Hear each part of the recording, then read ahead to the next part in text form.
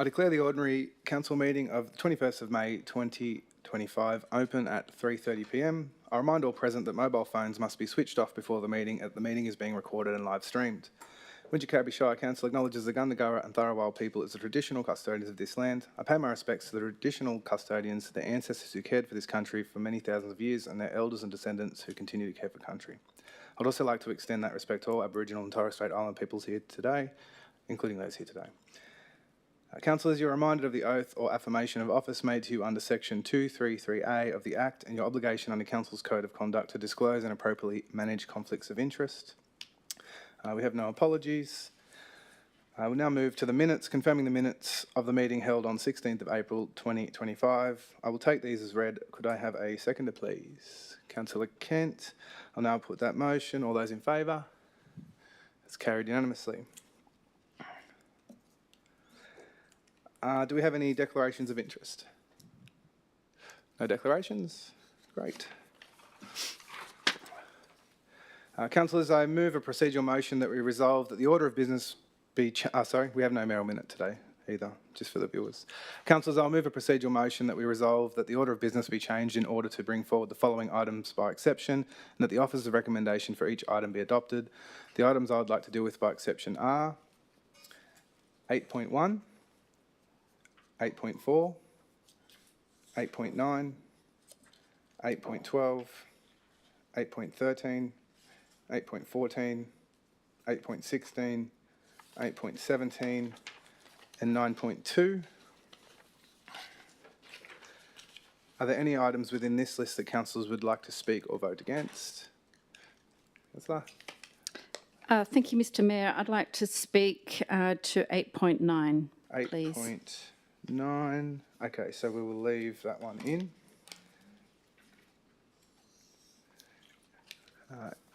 Anyone else? Okay. Councillor Champion. I'd like to...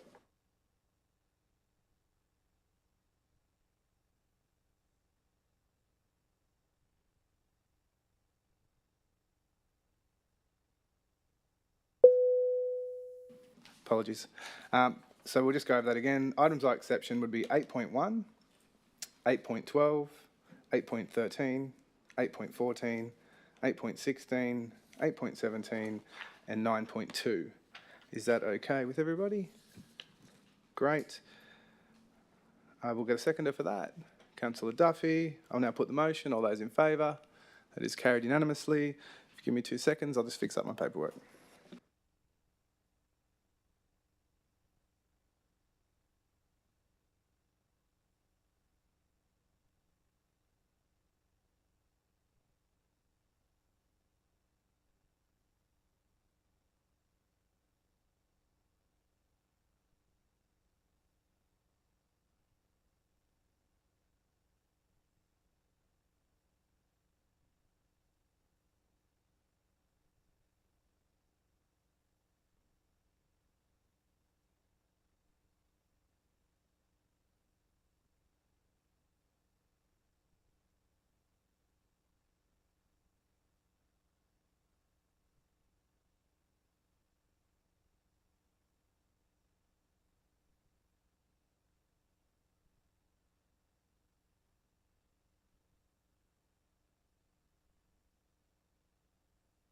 Councillors, I'll move a further procedural motion that we bring the 8.3 to the start of the meeting just because we've got members in the audience.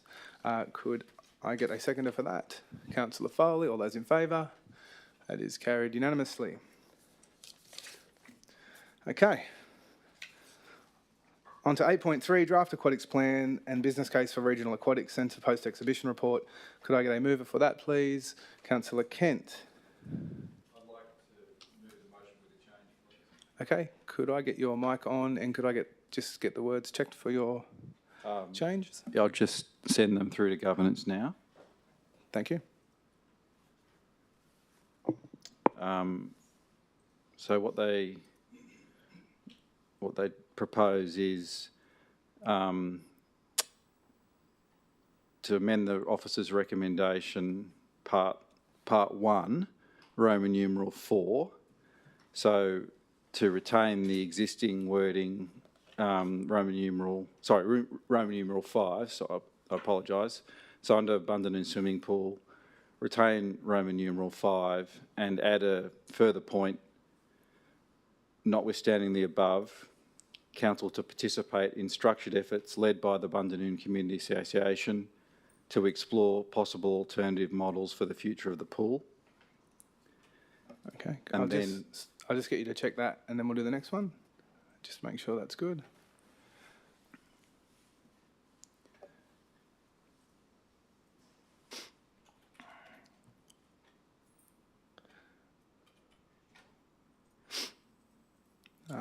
That wording there is correct? Yeah, I'd say notwithstanding 5 above or something rather than the above. I don't know how to do that governance, but yeah. Yep. Thank you. Sweet. And then down to item 4. Sorry, I think it's item 3, sorry, where it says note the business case for regional aquatics facility. Retain those words and add support, and support structured community consultation in the preparation of the master plan for Bowral Pool as per 1 in brackets Roman numeral 5 above. Actually, it's not Roman numeral 5, is it? It's Roman numeral 4. Roman numeral. It's actually, yeah, it is Rome. I don't know how to put this. It's the Roman numeral 4 under Barrel Swimming Complex.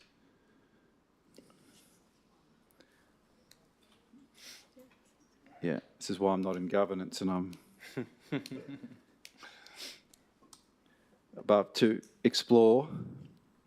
Just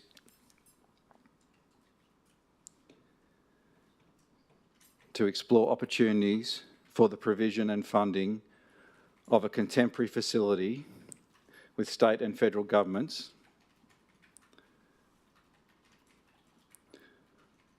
on the basis that such efforts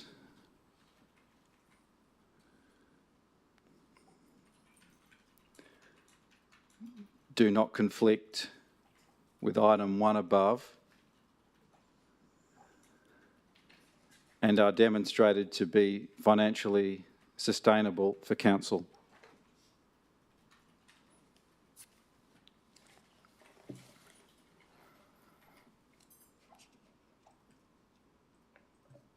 Okay, just do a quick read through and make sure that's all good.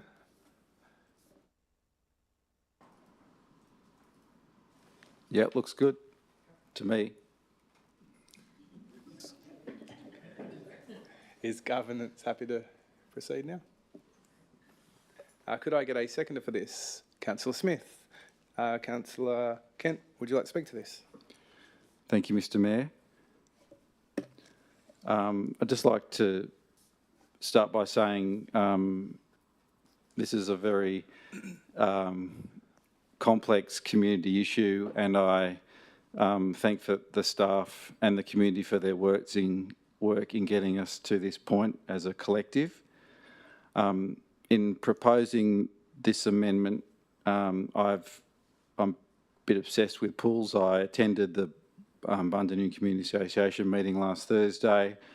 I had the pleasure of meeting Miles this week for the first time. We spoke for about 2 hours, and he kept saying, I'm sorry for taking so much time, and I kept saying, but I'm obsessed with this. And really, the proposal that I believe the proposal the council distilled from the community feedback was good, and there is I believe there's no perfect solution that will please every town and village, because that would require never-ending funding, and we all know that doesn't exist, and we're seeing examples of this with other councils and pool refurbishments. So to speak to the Bundanoon one in particular, I attended the meeting last week. I'm a bit disappointed that the document that's proposed today laid out a proposal that was apparently unanimously accepted. It wasn't put to the meeting when I attended, and it wasn't voted on by me, but nevertheless, I understand the sentiment, and I agreed, let's not allow Bundanoon, let's not get Bundanoon Pool in a position where it has to close. And so I'm very pleased with the advocacy of the Bundanoon Community Association, how organised they are, and that's why I suggested the wording I have, because I think this is a partnership to make sure that we don't lose any of our important existing pool infrastructure, and that includes Bundanoon. On the regional aquatic facility, I heard the Southern Highlands Water Polo today and the Mittagong Swim Club. I think I'm just trying to, as I said, least worst option, but still trying to put something together that's good, hopefully. Having another site in the north of the Shire, I think, it'd be very difficult from a funding point of view. So what I'm proposing is that Barrel has a 50-metre pool. I went through that's the 50-metre pool. That's the one that can potentially form into a regional facility in the fullness of time. And, building on the partnership that Miles and the groups have already suggested, to actually do that as part of the master planning plan for Barrel, and leverage the Southern Highlands Water Polo's connections and lobbying with state and federal government, because the reality is that it's going to have to be the funding's going to have to be supported by them. Thank you. Thank you. Would anyone else like to speak to this? Councillor Smith.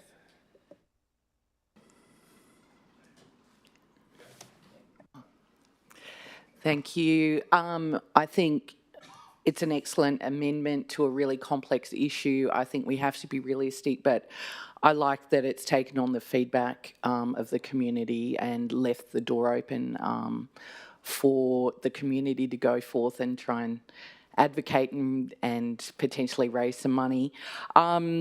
I also I do have a question. On page 15, table 2, just because this will be going on public exhibition, table 2, annual financial operating outcome, I have a question through the General Manager.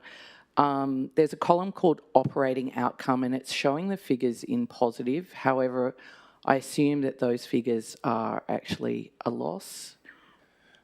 General Manager, I have been shown that. Yes, through you, Mr. Mayor, just to clarify, the report before you is as is. So future consultation will be subject to the resolution from tonight, and as we move forward with potentially master planning Barrel. In relation to the figures, that is actually a cost. It's not a profit. It's a cost. Thank you. So, General Manager, that's the one there I'm looking at, is that right? Yeah, operating outcome. So that's we can have that adjusted to a negative, is that right? Okay, thank you. Anything further, Councillor Smith? Councillor Russell. I have questions through you to the General Manager. In the short term, how can we enable the resourcefulness of volunteers in the community who would like to donate their time and resources, financial skills and otherwise, to fix up Mittagong Pool so it can open again for the next swimming season at no cost to council for the repairs? General Manager. Through you, Mr. Mayor, and I will ask Mr. Robinson, who is an engineer, to respond to that. But in short, it's not a simple process, and I'll ask Mr. Robinson to outline that. Thank you. Thank you, General Manager. Council does have a process available for facilitating the community members or community groups to undertake works on council assets. That's through approval to carry out works process. And many sporting and community groups take up that opportunity to great effect and value for council and the community through our sports fields and ovals.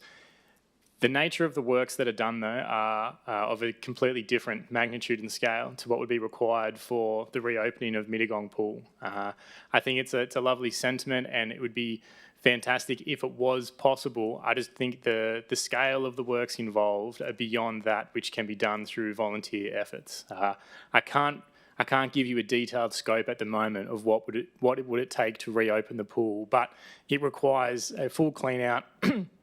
There's still repairs from the liner from the 2020 flood events. It's then had the floods in 2021 and 2022. So it would require the repair of 3 flood events and then the entire rebalancing of the chemical system. It is no small undertaking. Thank you. Yeah. Another question? Yes. As it's not, I agree that it's not prudent to commit Mittagong Pool in the aquatics plan because of its location and history, but am I right in thinking that approval for a coordinated volunteer clean-up, including the use of skilled volunteer labour, could be done through a separate resolution of council? General Manager, is that possible? Yep. Thank you, Mr Mayor. As the Manager of Assets has explained, it's not a simple process. It's not a case of cleaning out mud. There are technical elements to it. So on this occasion, you know, we value volunteer contributions. We had our volunteer expo yesterday, which was really well attended.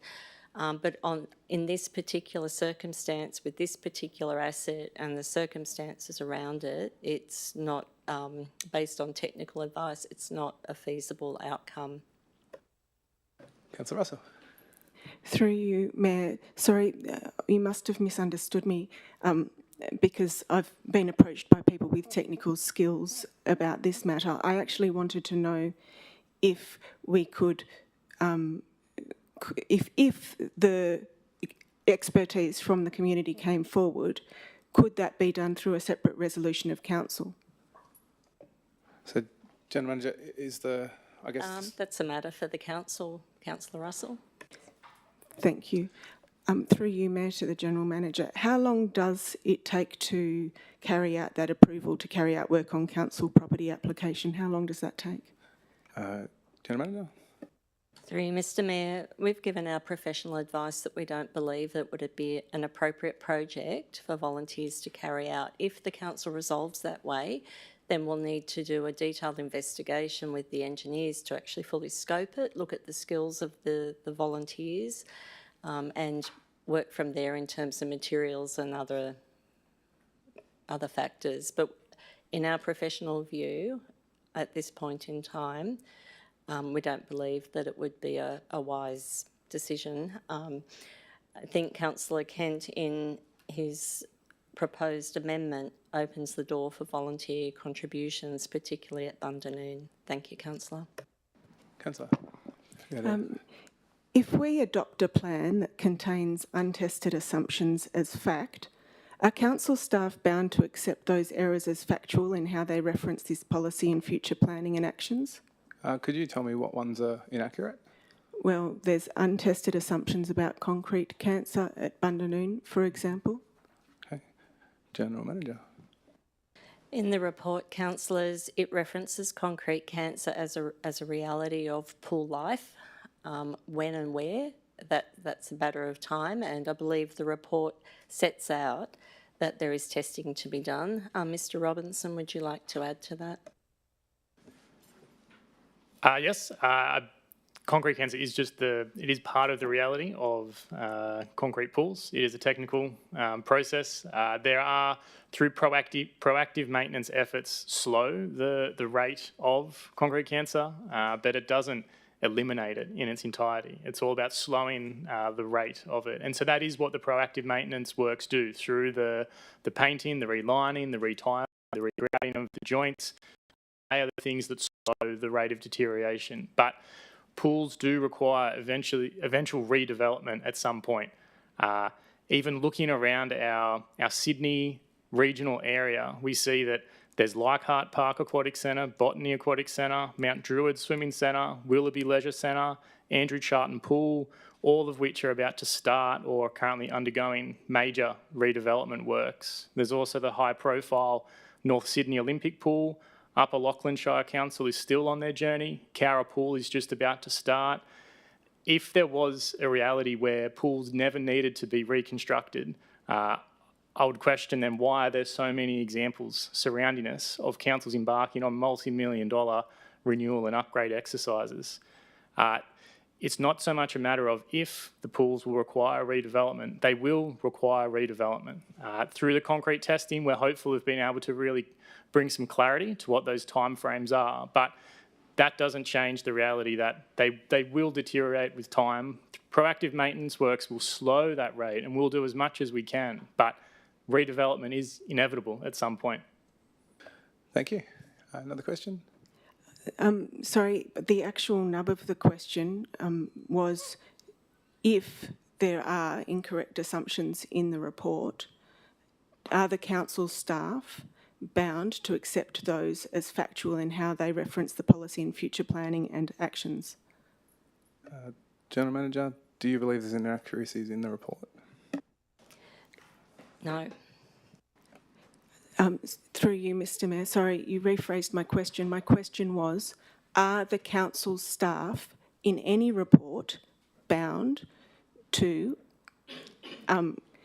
accept those errors as factual if there are those errors in how they reference the policy in future planning and actions? Okay, General Manager. Thank you, Mr Mayor. As you've been advised previously, Councillor Russell, council staff are not aware of a multitude of inaccuracies or inaccurate assumptions within the existing aquatics plan. If you're aware of those and there's substantive or material issues, happy for you to put those forward. And General Manager, if there's an assumption in here, and say we do a testing and that changes, we change with the advice of the day. Would that be correct? Yeah. Okay. If through you, Mayor, to the General Manager, if something is adopted in a plan or strategy like the Aquatics Facility Plan, does that guarantee it will be funded by Council? General Manager. Councillor Russell, could you please rephrase that? If something is adopted in a plan or strategy like the Aquatics Facility Plan before us, does that guarantee that it will be funded by Council?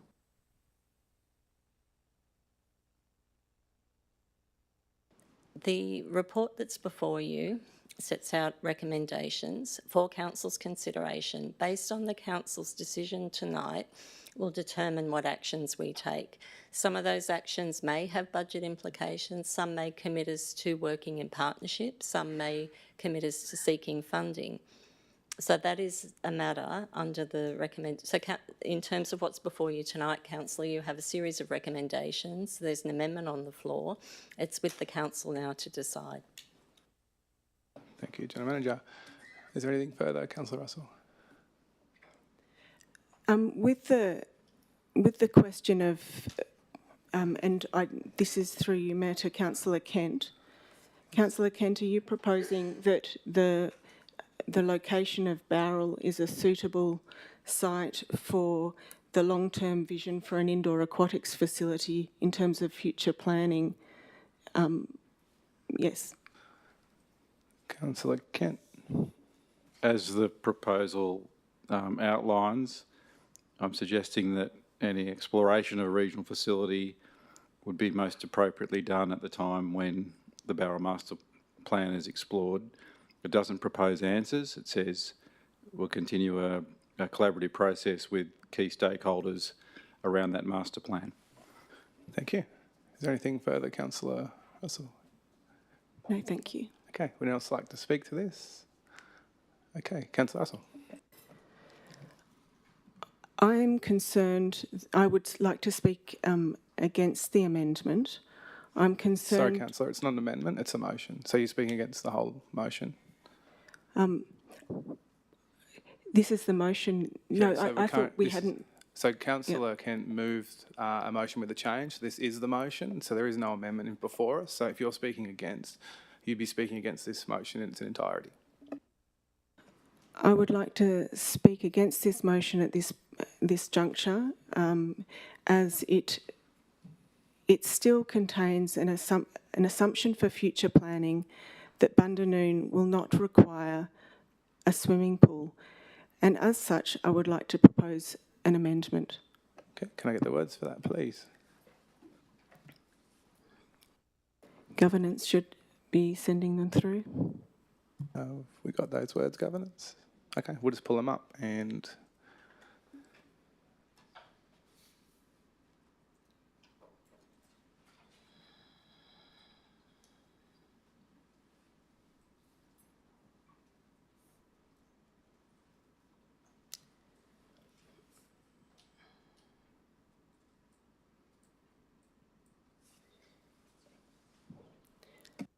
So there's two separate amendments that I want to amend, put them separately, Danielle, so we can consider them separately. So there's Amendment 1. Sorry, I might not have been clear, and there's Amendment 2.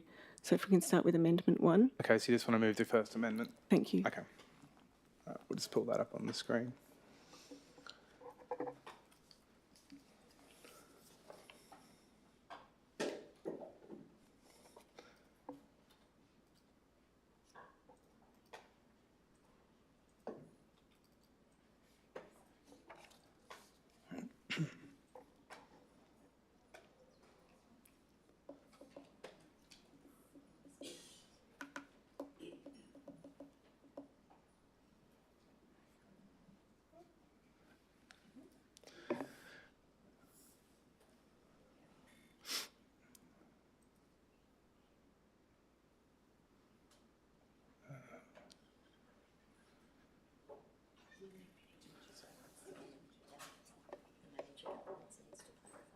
With the consent, okay, so we'll have a adjournment, or we? Okay, we'll move a procedural adjournment for 5 minutes, just so that the governance can get clarity with you. Councillor Russell, could I get a seconder for that? Councillor Foley, could I put that to the vote, please? It is carried unanimously. We will resume at around 4:01.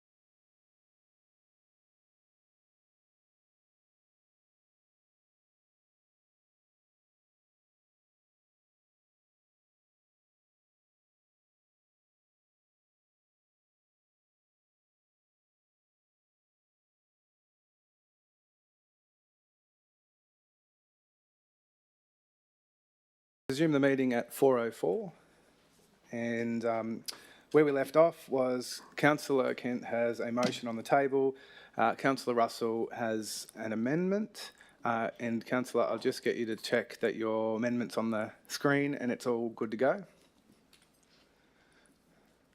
And if you could talk through that, please, the words of that. I need to add just a bit on 6, would you believe, after that? Roman numeral 6. Possible futures for the Bundanon Pool, comma, and all other aquatic facilities. Okay, and from the top, could you just read through from your whole amendment for me, please? Yes, thank you, Mayor. So, I have included within the Bundanon swimming pool, I have said continue to implement proactive maintenance works to maximise the longevity of the existing facility. Point 6 is establish a consultation process with the Bundanon Community Association and key stakeholders to explore models for partnership with the community for possible futures for the Bundanon pool and all other aquatic facilities. 7, pursue strategic community infrastructure funding mechanisms through the Section 711 local infrastructure contributions plans to ensure new developments pay an equitable share for community infrastructure.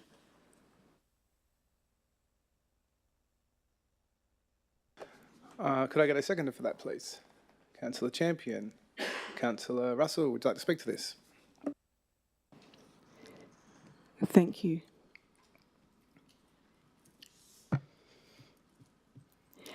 This plan came to us as a desktop-down cookie-cutter approach that didn't include the holistic cost-benefit analysis of our open-air pools for social, community, health, wellbeing, access, even our goals in our planning priorities for the local housing strategy. One submission from N. Gill from Bowral refers to Chapter 3 of the Local Housing Strategy Planning Priorities, page 20. Guiding principles to inform decision-making, promote sustainable communities that build on and utilise existing services and infrastructure and reduce dependency on private motor vehicles. Bundanon has a catchment of all of the southern villages.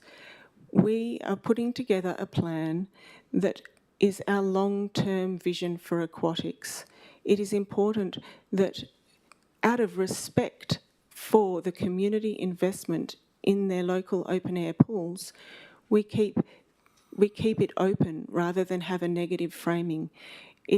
The document, because it wasn't done from the community ground up, incorporating local knowledge from the start of the process, does not align with the investment that the community has in these facilities. We have always, as a community, built and maintained our community infrastructure in partnership with our community. That is the only way, as a regional area the size of metropolitan Sydney with a low rater base, that we have been able to, in a financially sustainable way, have that infrastructure that we need for our community's health and wellbeing. Yet this plan has framed our local open-air pools in such a negative light. So let's flip that back. We need to rebuild trust with our community, that we are here to align with their vision for the community, not a bean counter approach. That's a holistic cost-benefit analysis. This opens that up and opens up partnerships for grant funding and helps us win back the trust of our community. Under leadership in 5.1.1 of our adopted community strategic plan, we commit to strengthen community confidence in democratic processes and trust in government. So let's start. Thank you, Councillor. Would anyone else like to speak to this? Councillor Champion. Thank you. I want to start by saying that I respect Councillor Kent's changes to the staff recommendation as being in the spirit of making more space for the future of the Bundanon pool. The strength of feeling and the sheer volume of communication from the Bundanon community really should be noted. for roughly 500 people to go out of their way to make a submission to council, and in a small community where that figure accounts for a bit over 12% of the entire town, that's clearly a hugely important issue to people, and I am really glad we're considering addressing that with deliberation and sincerity, so thank you. I'm supporting this amendment specifically because I feel it makes better provisions for that possibility by removing the language that would see us resolve that the pool will inevitably close.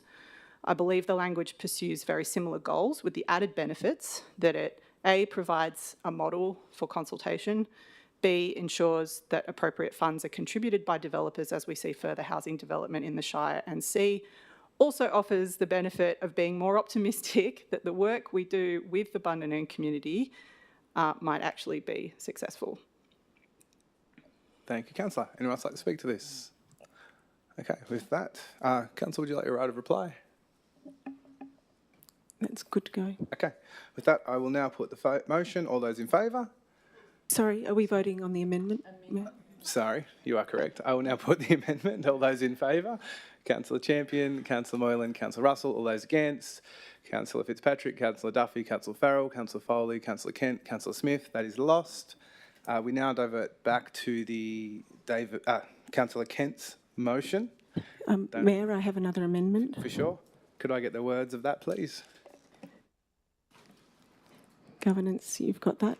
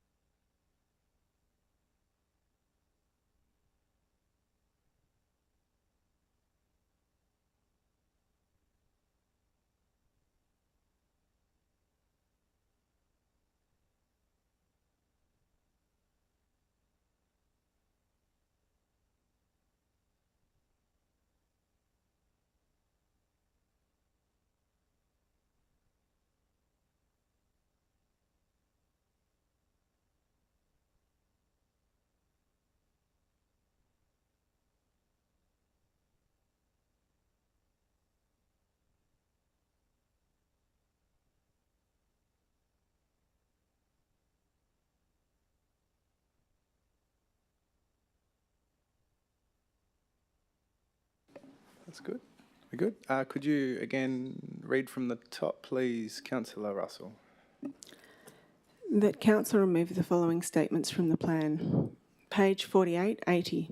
It is noted that concrete shells at Bundanoon Swimming Pool have reached the end of their life and will only have limited future service period before requiring replacement. Then the statement, but minimal community use. On page 4981, patronage is low with minimal expectation for any growth in the catchment area. The next word is the site is constrained by its fencing, which encloses the site and makes the pool not visible from the surrounding car park or recreation precinct.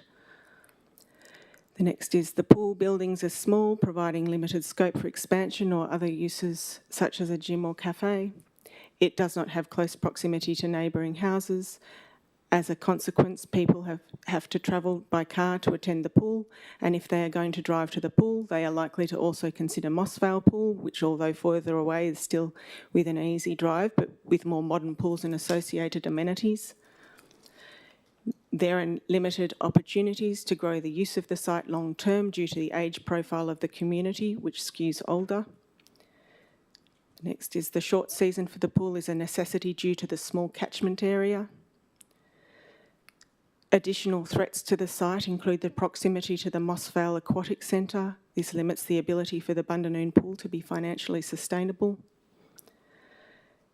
There are limited opportunities to grow the use of the site long-term due to the age...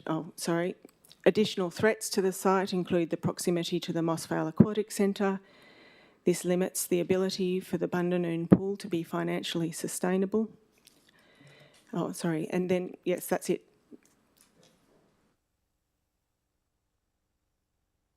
Sorry, there's a duplication, is there? We'll just remove that.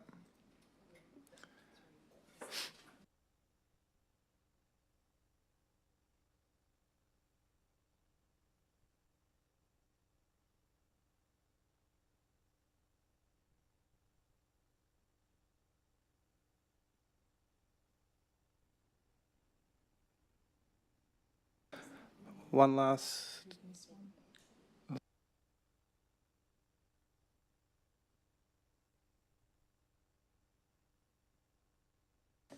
One last check, councillor. Is that on the page? That's good. Thank you. Yep. Okay, could I get a seconder for this amendment, please? Councillor Moylan. Councillor Russell, would you like to speak to this? Thank you. This is not a judgment on staff that this information is still included and negative framing is still included in the document.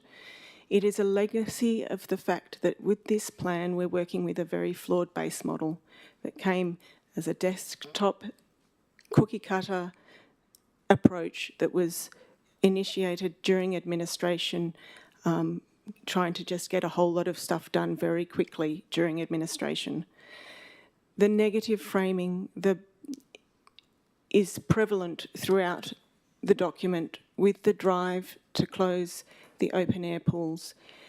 There's a binary suggestion that you either have, that you ought to have centralised indoor facilities and not assessment of the quality that is provided to the community in the outdoor pools.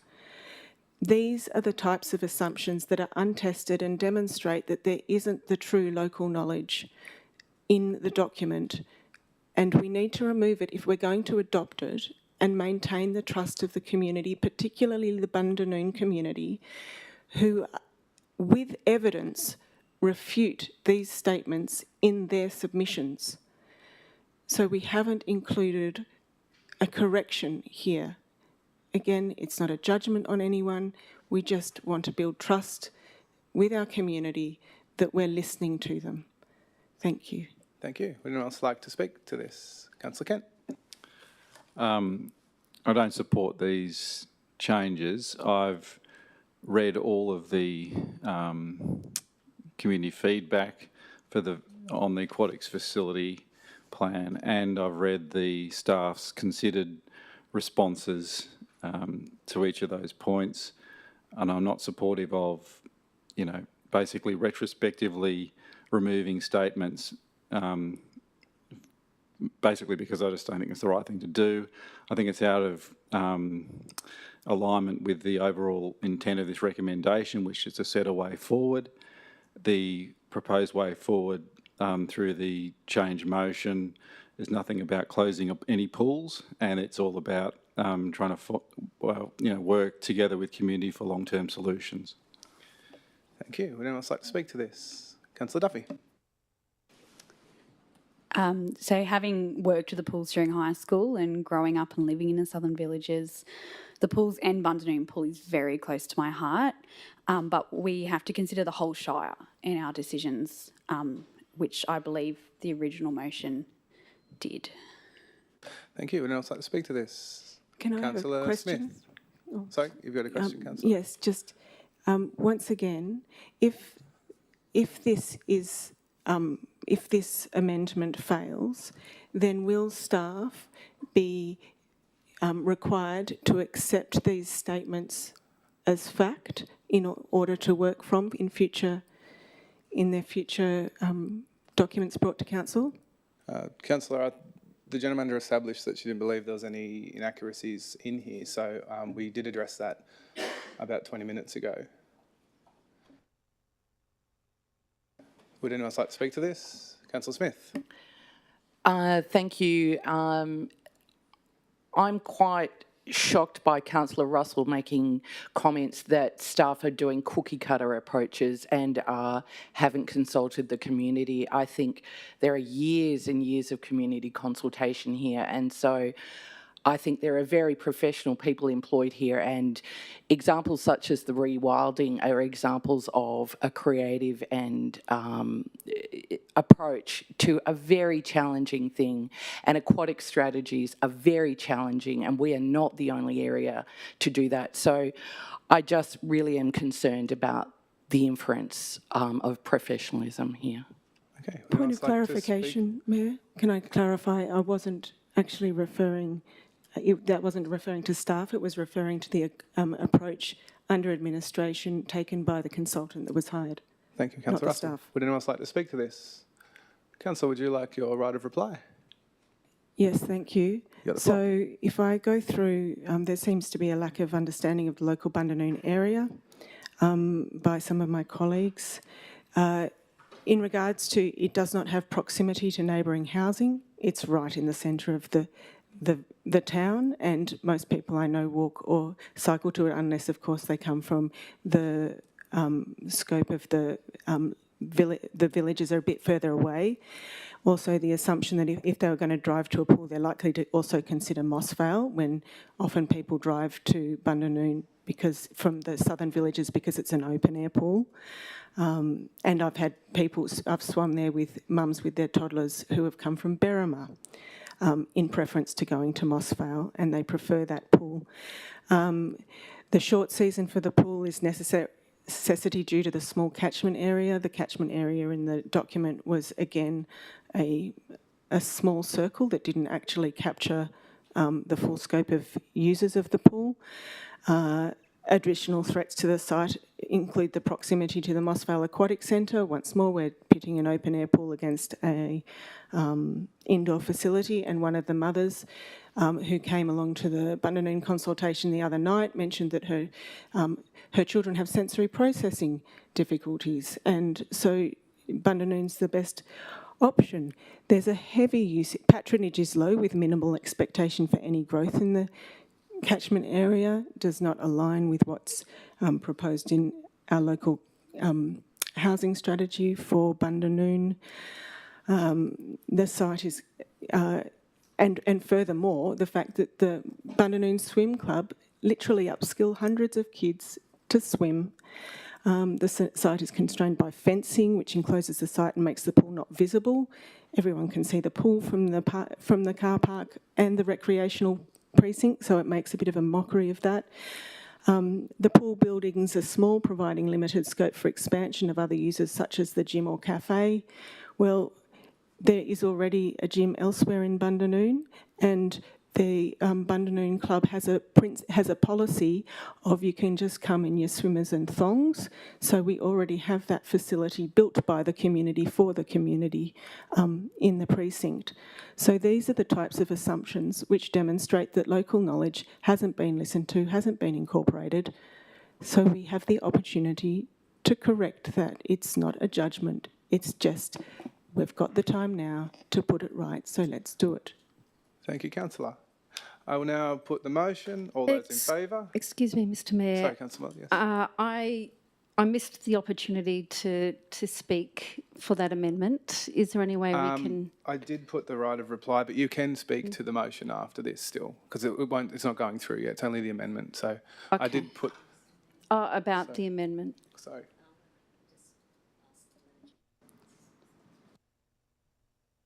I'll defer to governance. Have you put the motion?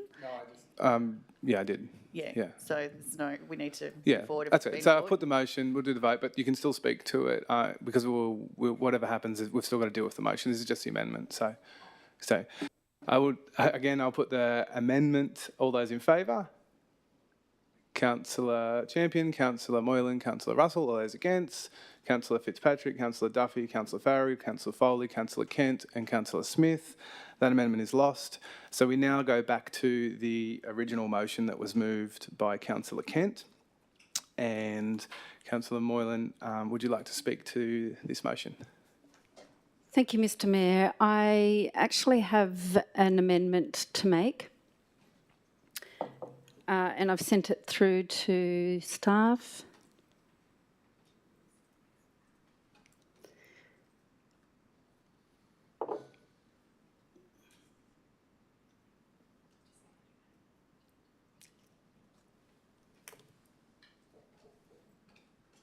I hope my 3 minutes isn't started. No, not at all.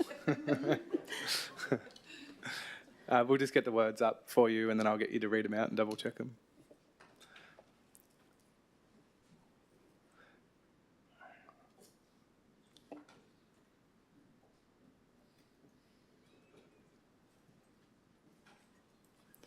I'm remembering our right of replies today. I usually always forget that.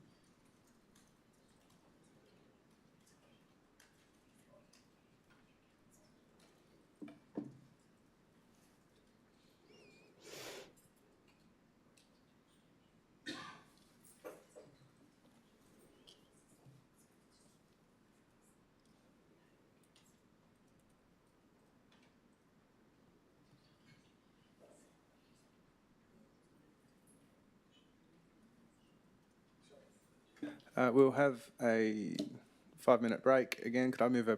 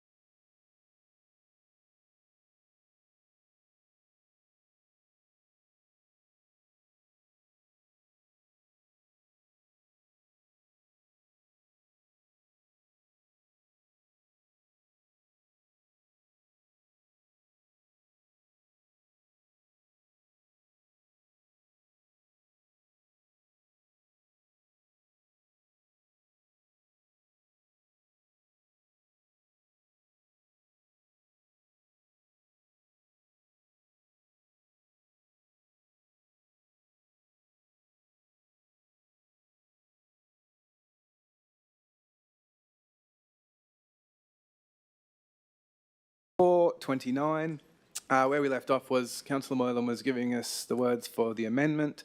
I'll just get you to read from the top, please, your words. Thank you, Mr Mayor. So my amendment is that the matter regarding the Mittagong pool be deferred, subject to council providing a full report before the June ordinary meeting to establish whether the pool is salvageable or otherwise. That's it? Yes. Yep, okay. Could I get a seconder for that, please? Councillor Champion. Councillor Moylan. Thank you, Mr Mayor. Councillors, there's a lot of emotion in the room about our pools, and the Mittagong pool is no exception. I think in order to order our thoughts and order our decision-making, it is essential that we have all of the facts before us, and the best way to do that is in the form of a technical report. So I have asked for a technical report to establish whether Mittagong pool is salvageable in its current use or otherwise, so that we know whether we should consider, and the public knows whether we should consider salvaging Mittagong pool or not. And if it's or not, then we can consider the design of the rewilding. Now, it's important that we get this on the record because we've all discussed Mittagong pool, we've all been there, we've had the privilege of a lot of information put before us, but has the community. So this will draw a line under Mittagong pool and whether it should stay the same or whether we entertain a costly exercise of a master plan for a new design. Thank you. Would anyone else like to speak to this? Councillor Duffy. I would just like to say, I think we've already got that report in this report. I think all those details are in the report that is in the agenda. Thank you. Councillor Smith. Can I ask a question through the General Manager? How many millions of dollars has already been spent on Mittagong pool? General Manager, would you have that figure off the top of your head? I do, actually. Well, actually, councillors, on page 18 of the report before you, there is a table. In that table, it sets out the events that have occurred in 2014, 16, 19, 20, and the costs of each of those events to council. So over a period of time, I cannot add up that quickly. Mr Robinson, could you give the total, please? So since the 2014 refurbishment, there's been $6.1 million spent on the pool. I guess as a final comment, there is no doubt that the pool can be salvaged. It has been done. I guess it's more, the point that's more pertinent is that how many times does council keep salvaging the pool? Because it will continue to flood. Thank you. Would anyone else like to speak to this? Councillor Russell.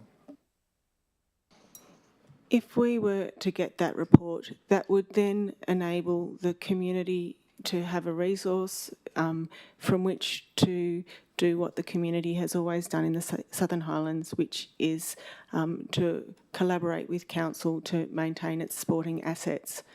Pools, there is no, even if we adopt at a later date after a more thorough examination and exploration of the rewilding proposal, even if we do adopt that, that will be some time away. Those things take time. It's millions of dollars that would have to be sought in grant funding. There's huge questions about that.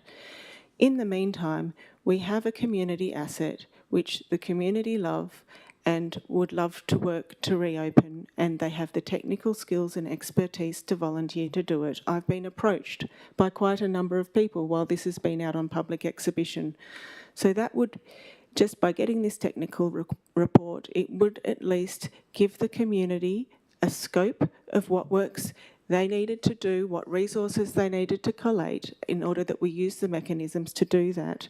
The tradition of and activity of community spirit remains strong, and there are social outcomes even in the process of them getting together to clear out the pool and fix it up. It is disappointing that the response from administration to such collaborations has at the present turned into a prescriptive and paternalistic framework that smothers the agility and resourcefulness of our community. Offers of such partnership remain the most viable and economically responsible way for maintaining community infrastructure in a regional area. Thank you. Councillor. Councillor, do you have a question? Yes. Yes, I'm confused. How is the report that you mentioned different to the report that we have already? Is that to Councillor Moylan? Oh, Councillor Russell? Or Councillor Moylan? I guess Councillor Smith asked, the report we currently have, what would you be expecting from a different report? I guess, is that the better question? Would you like to answer that question? Sure, thank you for the question. So I look on page 18 of an agenda and I see some bullet points referring to some analysis that has been done at some other point in time. So I would like, and I'm referring to the analysis and the technical report that these bullet points in an agenda is referring to. Okay, thank you. Would anyone else like to speak to this? Councillor Foley. I believe that the information provided in the agenda is enough to move forward on. We can see that from 4 major events over the last 10 years, the huge amount of cost and damage that's been incurred from these flooding events, and unfortunately, extreme weather events are only going to continue. The community could come together to fix up the pools. However, how long would those repairs last before they'd need to come together again to fund it again to make the pool operational again?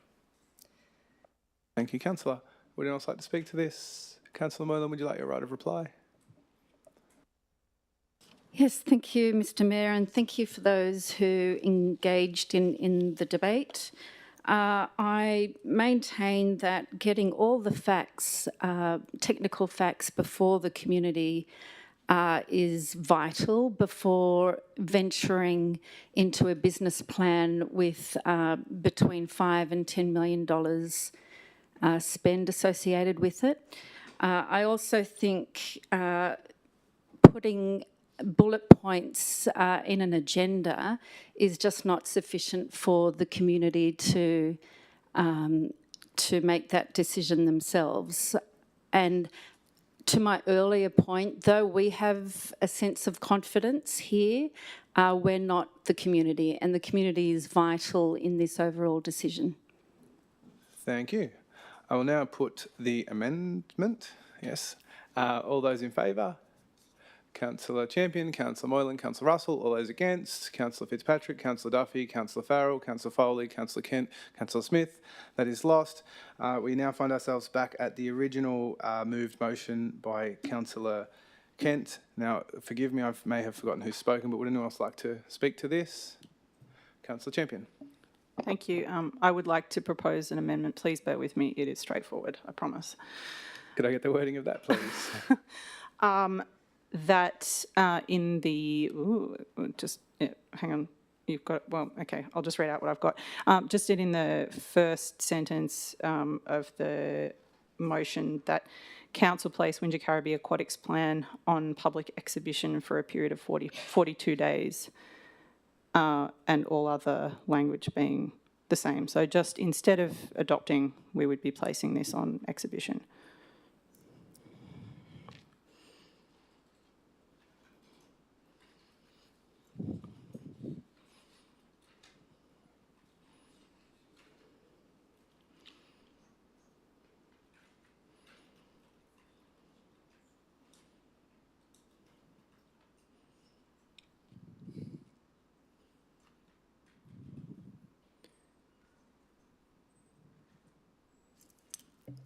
Is that correct?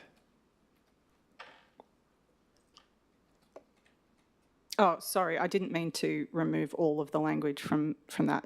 So after 42 days, still include comma with the amended infrastructure and facility recommendations in section 10.4 being colon. Okay, so now it's good? Yes, thank you. Could I get a seconder for that, please? Councillor Moylan, Councillor Champion. Thank you. I do really appreciate the work that's been done by staff to take into account the immense amount of feedback from the community, the enthusiasm of all my fellow councillors to see action on providing services in our pools sooner rather than later, especially in Mittagong, where we've been down a pool for a few years now.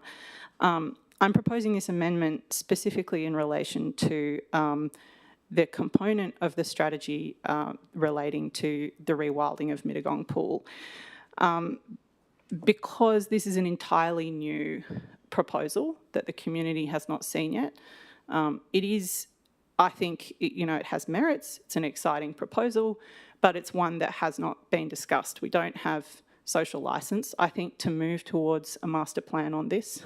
I think it's really appropriate, given that the last time the community saw our aquatics plan, the proposal for the Northern Villages in Mittagong was for a regional aquatics facility of many, many millions of dollars, and now they're looking at a rewilded river with the removal of the Mittagong pool. I think that, as I said, there's merit to that, but what we need to know is that the community has had a chance to look at it, give us some feedback on it before we take the next step towards agreeing on a master plan. I just don't think it's appropriate to adopt the plan without finding out first. As has been mentioned by other councillors, this is a plan for the whole Shire, and I don't think that the whole plan can be adopted without some feedback on this specific clause. Thank you. Would anyone else like to speak to this? Councillor Russell. The section 232.1.b of the Local Government Act requires us to make considered and well-informed decisions as a member of the governing body. Before we commit to funding a master plan through the adoption of this plan, prudent governance requires cost-benefit analysis to consider risks in this rewilding proposal. One example of challenges of other projects of this nature is the experience from Lake Parramatta. While reopened for swimming in 2015, water quality monitoring is required due to runoff and potential bacterial contamination after rain. Swimming is often suspended after storms due to risk of illness. I'm sorry, Councillor. I'm just going to ask what you're speaking to, if you want to put it on public exhibition or not. That's right. I just can't catch your train of thought here on where you're going with your words at the moment. Well, a public exhibition period enables us to do a cost-benefit analysis, including the risks, hear from other local government areas, hear from the community's concerns in this regard. We know that due to its location, the proposal is high risk from contamination from urban runoff and algal blooms and pathogens such as E. coli. These and other risks are able to be assessed through the exhibition period and brought back to Council for consideration. The plan is not ready for adoption in its current form. As a newly elected council, we need to build trust with the community. While some components of the plan have been deleted after exhibition, other flaws remain that I've discussed earlier, and the strengths of our open air pools, as identified in the submissions, have not been included. In short, from a governance perspective, we could be charged with falling well short of fulfilling our role and responsibilities if we were to adopt this policy now, rather than putting it out on public exhibition, when it lacks this true cost-benefit analysis and consideration of planning principles, social, health and safety considerations, or adopt our tried and true approach of supporting our Southern Highlands to build its own dreams. This policy needs to be put out to public consultation so meetings can be held with key stakeholders to identify and inform a community-led approach to our strategy for aquatics facilities. Thank you, Councillor. Would anyone else like to speak to this? Councillor Kent. Before talking to this particular issue, just looking at the proposal on the screen, I think the proposal by Councillor Champion wasn't to put the entire aquatics plan on public exhibition. It was to, if it's agreed by the councillors, to put the Mittagong pool rewilding to public exhibition. Is that correct? So, Councillor, yeah, because that's, I guess, place the plan. Just looking for Yeah, clarity. so you're asking to put the entire plan back on again? Is that correct? Yeah, sorry. Councillor. Sorry. Sorry, just to clarify, my reasoning is that this is a plan for the entire aquatics plan for the whole Shire, and that if we are going to introduce an entirely new component, then other components should be considered in light of that new component. And so I'm not suggesting that we just put the Mittagong rewilding on exhibition. I'm suggesting So you're we put the whole suggesting the whole thing. thing go back on? Yeah, 42. correct. Okay, Yeah. Thank you. Councillor Kent. Okay, thank you, Councillor Champion. I don't support that approach at all. Basically, this issue has, the future of our aquatics facilities has been bounced around for a long time, well before this current council's life. And really we have extensive feedback on most of the areas proposed in the plan to put everything back out onto exhibition. My fear would be that we would just get more and more potentially town and village centred feedback and find ourselves in a more, even more tied in more knots.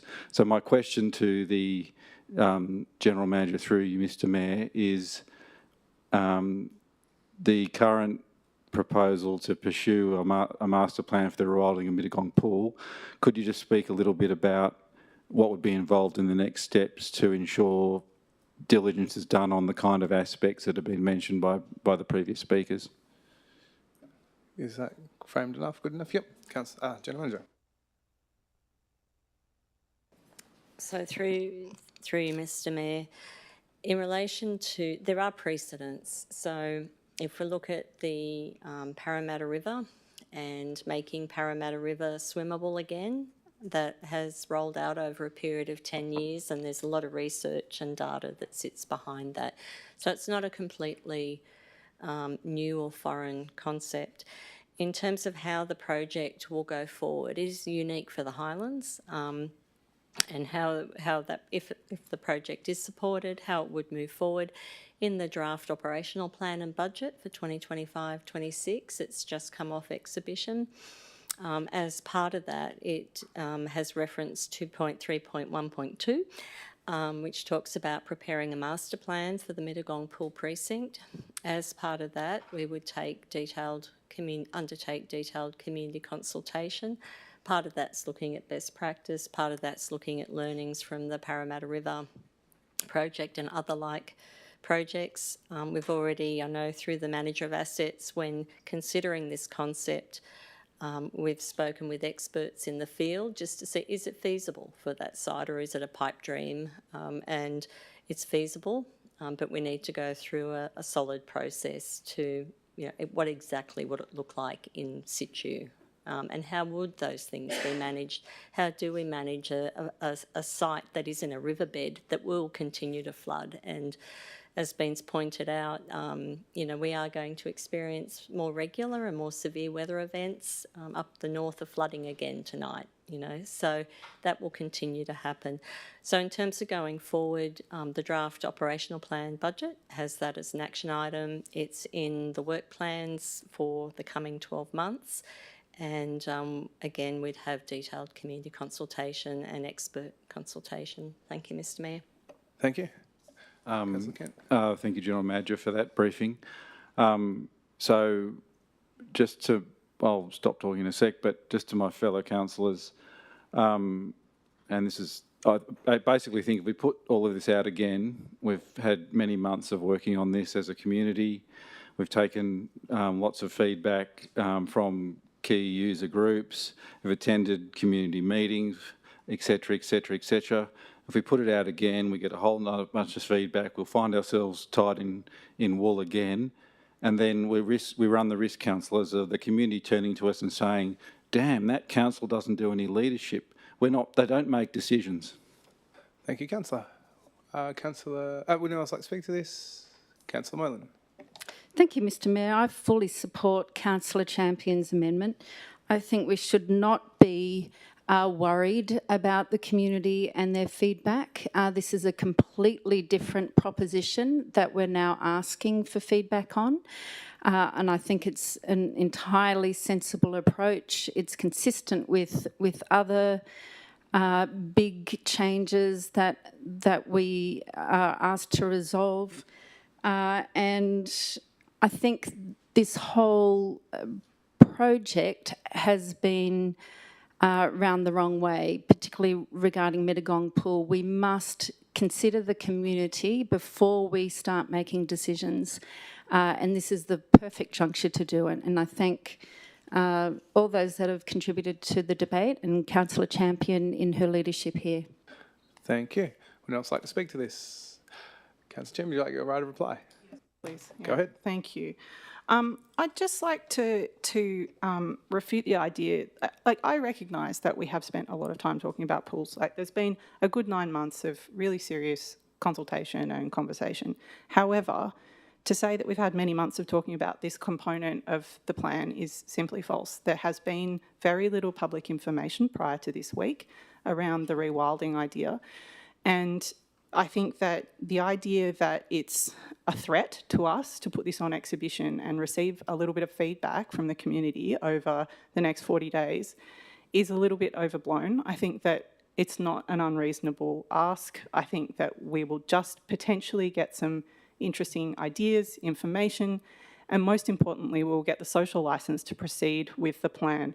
I think that it's much riskier, honestly, to adopt a plan that has had no community consultation and no public support, simply because people haven't had an opportunity, not because they object to it, but because they haven't been consulted. I think it's much riskier to proceed with that plan and to adopt it now and then find that there's community backlash than there is in simply putting it on exhibition for a short period of time, getting some feedback from people, finding out what their views are, and then proceeding from there. In response to, I just want to recognise the brief that the General Manager gave us. I want to be clear here. I am not doing this because I object to the rewilding. I'm not doing it because I want to prevent the master plan from going ahead. I'm certainly really recognise that a master planning process would involve full consultation and would involve much more in-depth investigation into the viability. However, just as a first step, before we take that step, I think it's appropriate to get some initial feedback. Thank you, Councillor. With that, I will now put the motion. All those in favour? Amendment. I'll do it. I apologise. Councillor Champion, Councillor Moylan, Councillor Russell, all those against, Councillor Fitzpatrick, Councillor Duffy, Councillor Farrell, Councillor Foley, Councillor Kent, Councillor Smith. That has been lost. We again find ourselves back at Councillor Kent's original motion. Would anyone else like to speak to this? Councillor Moylan, you haven't spoken to this yet? No, I have an amendment. Okay. Can I have the wording of that, please? Certainly, it'll be a one-liner. So, under little one, the Mittagong pool, so Roman numeral number 2. Actually, sorry, could we please make number 1 number 2, and I'll add something before that. Thank you very much. Before pursuing a master plan for the rewilding of the Mittagong pool site,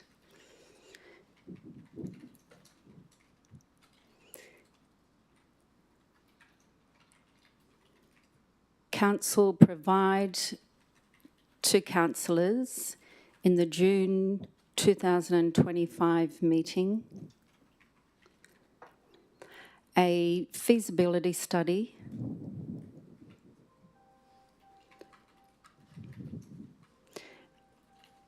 and a business plan for the rewilding project. Okay, I have a very fast typer in the house. Could you just check that wording for me? Make sure you're happy.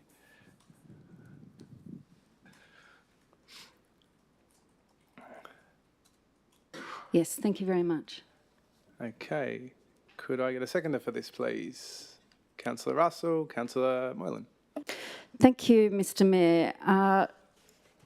We're looking here at something that's just an idea, and we've already just voted down the concept of asking the community. I think at the very, very least, we understand the business plan, the numbers, the expected revenue, the risks financially, and before that, a feasibility study. This is imperative and completely reasonable. The figures that I've seen are between 5 and 8 million. The funding source of that is purely speculative. This is a complete nonsense to start spending money on a master plan without a business plan. Thank you. Would anyone like to speak to this? Councillor Kent. Through you, Mr Mayor, to the General Manager, how feasible would it be to produce such a feasibility study and a business plan within a month? General Manager. Through you, Mr Mayor, to do that, the business paper's written 2 weeks before the council meeting in draft form, which means that we would need to prepare a scope, engage someone and prepare the report in the next 2 weeks, which I don't believe is feasible or possible. Thank you. Thank you. Would anyone else like to speak to this? Okay. With that, I will now put... sorry, no one else spoke, did they? Would you like a right of reply? Most definitely. Okay, go ahead. I would like to make an amendment to point number 1. I'll just check with governance. We can still amend, can we? Okay. Thank you. To delete in the June 2025 meeting. Just leave it at that? Or you... And leave it open? Yes. Yep, okay. Okay, governance, do I need another seconder for that change? We get one? Okay, could I get a second? Could I get a... We don't need, okay, apologies. Okay, would anyone else like to speak to this? Okay. I will now, so My right of reply? no one spoke, so you still want to use your right of reply? Yes, please. Okay, go ahead. Yes, so we're looking at spending money on a master plan for something that we have absolutely no idea of the potential cost of, all the risks. This is a complete nonsense. We need to understand, and council need to understand the costs, the potential risks, the potential revenue before we even spend any money on a master plan, and certainly before we waste staff's time and our time. Thank you. With that, I will now put the amendment. All those in favour? Councillor Champion, Councillor Moylan, Councillor Russell. All those against? Councillor Fitzpatrick, Councillor Duffy, Councillor Farrell, Councillor Foley, Councillor Kent, Councillor Smith.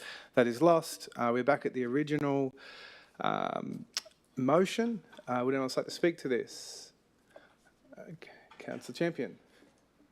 Sorry, I have another amendment. Wording. Thank you. Just in regards to the Mittagong pool, section 1I, yes, there. I would like to propose removing the text that does not require water treatment or active lifeguarding with delivery subject to, not with delivery subject to external funding, just the bit about does not require water treatment or active lifeguarding, and the word that, because it no longer makes sense. Thank you. General Manager, does that have any implications? That's fine. Okay. Okay, could I get a seconder for that, please? Councillor Russell, Councillor Champion. Thank you. This It's a pretty simple idea, just because I think without further information about what's intended here, it just seems to me a little bit previous to eliminate the possibility of lifeguarding and any kind of water treatment at this stage. We should allow for these things to be considered and weighed up as part of the master plan consultation and planning, specifically in light of safety implications, provisions for children and teens under the youth plan, which we've just passed, and resourcing implications and community input. Okay, anyone else like to speak to this? Councillor Russell. If we learn from the mistakes of some other areas, they found at Campbelltown, Billabong Parklands, that the introduction of lifeguards was required despite high hopes that they wouldn't be, due to consistent misbehaviour at the site, children climbing onto rocks, unsupervised graffiti, youths taking over key areas of the site, making it uncomfortable for families, the number of unsupervised children at the site and other factors. And lifeguards had to be employed by the local council to supervise the site and to reduce risks. This was an unexpected cost to council. And they found that at Glenbrook Lagoon in the Blue Mountains, while scenic, it's occasionally affected by littering and antisocial behaviour, and that meant, and also attracted drinking, drug use, illegal camping and graffiti, and so lifeguards had to be employed. So it would seem sensible just to take out any prescriptive approach in that element. Thank you. Would anyone else like to speak to this? Councillor Kent. Through you, Mr Mayor, to the General Manager, just a question as to the background as to why the original proposal said, does not require water treatment or active lifeguarding. That'd be just great to get some background on that. Thanks. General Manager. Through you, Mr Mayor, I may ask Mr Robinson to respond to that. Thank you. Thank you, General Manager. Through you, Mr Mayor. Simply just to provide a more clear picture of what was envisaged through a natural swimming area. My understanding is that most examples, they don't have active lifeguarding efforts and they aren't supplemented with water treatment. And so that was just more so to put it out there to create a better picture of what the intended outcome was for the Mittagong area. But it's not, I'd say, a mission critical component of the recommendation. Thank you very much. Thank you. Would anyone else like to speak to this? Would you like your right of reply? Oh, Councillor Molan. I agree with, I support Councillor Champion's slight change. I'm going to say it, this feels like a scene out of Utopia when we're looking at spending between $5 and $10 million to let a garden go. I do that all the time at home and it doesn't cost me anything. So to be looking at a master plan for something that is rewilding a pool is just beyond me. And I just can't accept that we're looking at spending this much money and money on a master plan to just let the garden go at Mittagong Pool. Thank you, Councillor. Councillor Chamberlain, would you like your right of reply? Thank you.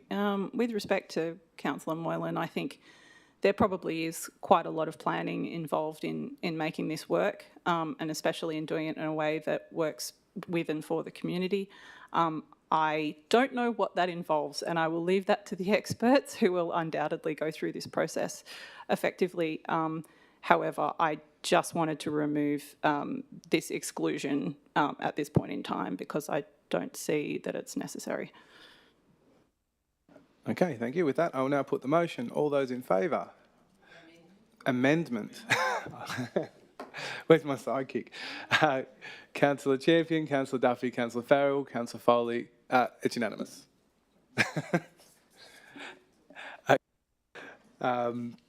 Okay, we now have the motion, original motion moved by Councillor Kent with the small change by Councillor Champion. Would anyone else like to speak to this? Can I just ask a quick question that I'm not sure that we have the Councillor Kent's text on the screen, and I just wanted to make sure that we have the right text. I'll double check before we voting on. And you would like your right of reply, I'm assuming, David? Yeah, probably, but thank you, Councillor Champion, that.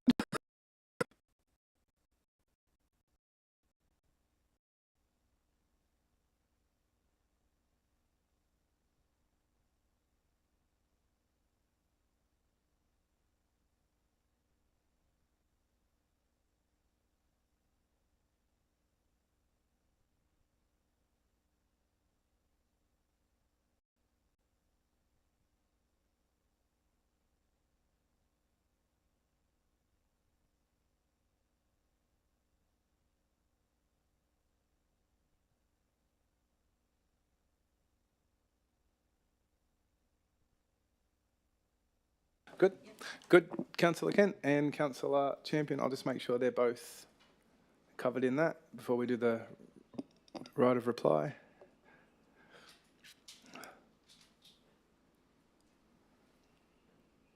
I think it looks pretty good. Okay. Yeah. Now that I can see the text, that I do have one more amendment that I'd like to propose, Okay. which is part of why I wanted to make sure we had the right thing. Can I get the wording for that, please? Could you please scroll down to the section that Councillor Kent, yeah, thank you, number 3 in the business case. Sorry, I just need to check this. Give me 1 second. Yeah, the proposal is amend this text to remove the phrase in the master plan for barrel pool as per 1.4.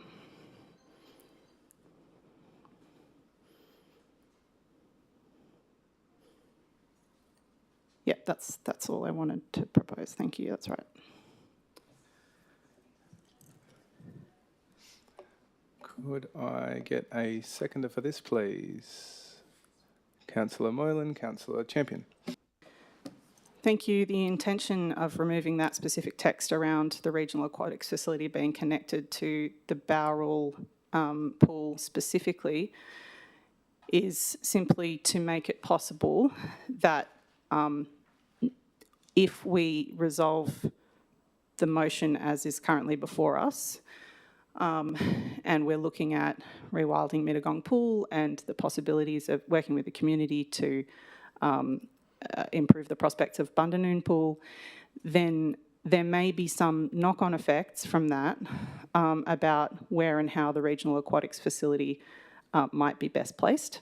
And given the questions that are in the business papers around the validity of the site, the Bowral Pool site around flooding concerns and the limitations on the size of the site, whether or not the regional aquatics facility that's an appropriate place for it is still in question and hasn't really been proposed to us through recommendations from staff. So I would simply like to leave it open that when we are considering the business case for a regional aquatics facility in the future, we're not limiting ourselves to putting it on that site. Okay, would anyone else like to speak to this? Councillor Kent. The original, the proposed change to the original motion on this point was quite deliberate. Basically, I think it's deliberate because we've got a Shire that is spread north to south, and we have plenty of examples of how expensive replacing pools are, redoing pools, how many times a new facility blows out, how many times a local council is financials are left under stress because of the cost and things of aquatics facilities. So as I said earlier, for the reasons I said earlier, this whole thing is necessarily going to be the least worst outcome, but I feel the outcome is a potentially very good one. But I feel as a council we need to make some decisions, and taking out that very deliberate original proposed wording just really puts the whole thing in the air again from my point of view. And I think we've, for the reasons already stated, I think we need to make some directions and decisions. Thank you. Would anyone else like to speak to this? Would you like your right of reply? No, thank you. I've said what I need to say. Okay. With that, I will now put the amendment. All those in favour? Councillor Champion, Councillor Foley, Councillor Moylan, Councillor Russell. All those against? Councillor Fitzpatrick, Councillor Duffy, Councillor Farrell, Councillor Foley, Councillor Kent, Councillor Smith. That is lost. We are back to that original motion that was originally moved by Councillor Kent with a small change by Councillor Champion, and we're up to right of reply for Councillor Kent. Nothing more to say from me. With that, I will now put the motion. All those in favour? That is Councillor Fitzpatrick, Councillor Champion, Councillor Duffy, Councillor Farrell, Councillor Foley, Councillor Kent, Councillor Smith. All those against? Councillor Russell, Councillor Moylan. That is carried. I will move a procedural motion. We have a 5-minute break. Councillor Foley, I'll put that to the vote. All those in favour? Unanimous. Thank you.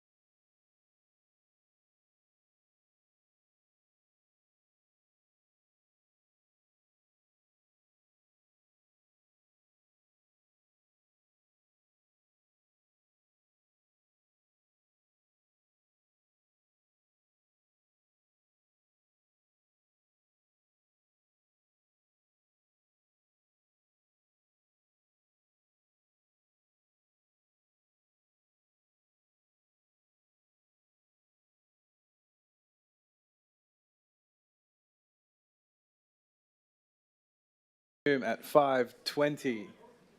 You good to go? Next up is I'll move the motion 8.2 Youth Council meeting outcomes for inaugural sessions.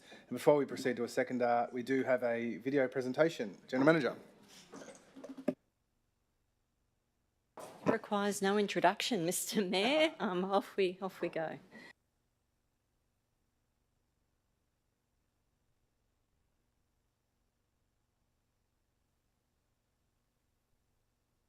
Hi, my name is Charlie. I'm from Shire College. I'm in Year 10 and today I chaired the meeting for the Youth Council. Hi, I'm Emily. I go to Oxley College and I'm a member of the Youth Council.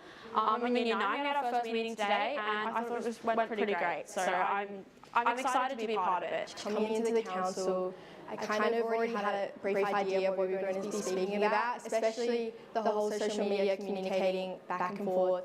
Something that definitely appeals to the youth in our generation is using Instagram and TikTok. There was a whole heap of topics that came up that were really important to me as well, especially about the community and how it's running, and there's different spaces that can be utilised in different ways. One of my key takeaways from today is that being with all the other schools and all the other board members, I realised that there are other people in the Highlands that want change. It's just not just one or two people. People want the public spaces, people want places to hang out, they want more mental health services, and I'm glad we could really unite today and we could find ideas to share and help the people of the Wincarry Shire. So we just wrapped up the first Youth Council. I thought it was amazing. The big message for me today was people think this is the side mission. This is the mission.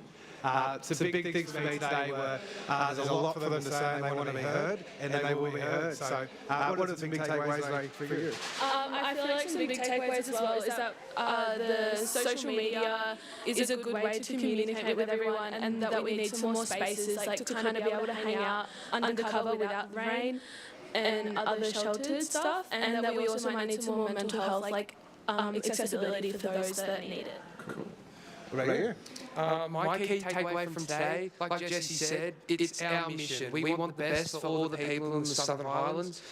We discussed lots of really good points. We talked about potential fundraisers, funding where they can lead to, the access of public spaces. So they were really good ideas that I loved today. Yes, future mayor right there. Look, I'll just say that, I think I said it in the video, but till I'm out of breath, I will say it is their future we're building, and all the input they can give us, the more they give us, the better. And I'll leave it at that. And I do thank the students for partaking. With that, would anyone else like to speak to this? Sorry, Councillor Champion, would you like to second that? And I'll reverse that I shouldn't have spoke. and then Councillor Champion, who was with me on the day, would you like to speak to this, please? Yeah, thank you. These minutes from the first session of the new Youth Council reflect, I think, the start of something pretty extraordinary for our council. In terms of making more space for voices that have always been important but have historically not been heard. And I want to reflect just for a minute on, having been in the room for the Youth Council and not only the recommendations that have come back from, to us here, but what it was like and what the atmosphere was like, because the students were so engaged, and I don't want to say that in a kind of like condescending way. What I mean is that they were showing this extraordinary leadership. They could see the opportunity, they could see the structure, they understand what it represents and are determined to take that opportunity, grab it by both hands and use it and advocate really meaningfully for their generation, for the youth of the future. So I just want to, note thanks to Charlie and Ayla for their leadership in chairing that first session, because they, stood up and did the tricky thing first, but also to all the student leaders who attended and really led those conversations and gave us so much to chew on. So it was just really valuable, and I'm grateful to them. Thank you. Would anyone else like to speak to this? Councillor Foley. I'd just like to commend Charlie and Ayla from Chevalier College today, who spoke at the public forum. I think it takes a lot of guts to come and attend a council meeting and speak. So just like to acknowledge their contribution tonight and, of course, on the day of the actual Youth Council Forum. And well done to Mayor Fitzpatrick and Councillor Champion for their role in it and the staff for facilitating. And I can't wait to see what comes of this. Councillor Kent. I'd just like to, I know it's early days, but I'd like to congratulate Councillor Fitzpatrick and Councillor Champion on their championing and driving of this initiative. Now, don't boo and hiss at me, but I'm wearing a red tie, but we just had a federal election where, you know, it's clear what happens when younger generations aren't listened to. The feedback was pretty clear in the federal election. And we do know that, I don't even know the names of some of these younger demographics in terms of the buzzwords, but we do know they're a large constituency, they have great ideas, they need to be listened to, and it's just awesome that we've got a couple of, we're all championing it, but it's awesome that you guys are championing it because, you know, all those cliches about they are the future, but they are, and I love your words about, to your, you know, last breath, you'll be championing this thing because that's what it's all about. Thank you. Would anyone else like to speak to this? Councillor Moylan. Yes, I'd like to extend my thanks to the staff and congratulate Mayor Fitzpatrick and Councillor Champion on an amazing effort. The wellbeing that comes from practically showing young people how they can make a difference and be real leaders in our community is obvious, and I'm just so glad that we've got a refreshing council who actually make this idea come to fruition. Amazing. Would anyone else like to speak to this? Councillor Russell. I concur with all of the comments from my colleagues. Also, there is that statement, you can't be what you can't see, and those the opportunities provided in such a forum. I'm here today because I had opportunities when I was their age to do similar things, and so I knew that, you know, when I wanted to do some good for the community, I could do it, and so that model is tried and true, and I think it's fantastic that we're supporting that, inspiring it, because that's how democracy works when people get up and engage. Thank you. Thank you. Would anyone else like to speak to this? Okay, with that, I will now put the motion. All those in favour? Carried unanimously. Okay, we're up to item 8.4. Item 8.4, Shire priorities. Would someone like to move this, please? Councillor Russell. And someone second? Councillor Champion, sorry. Councillor Russell.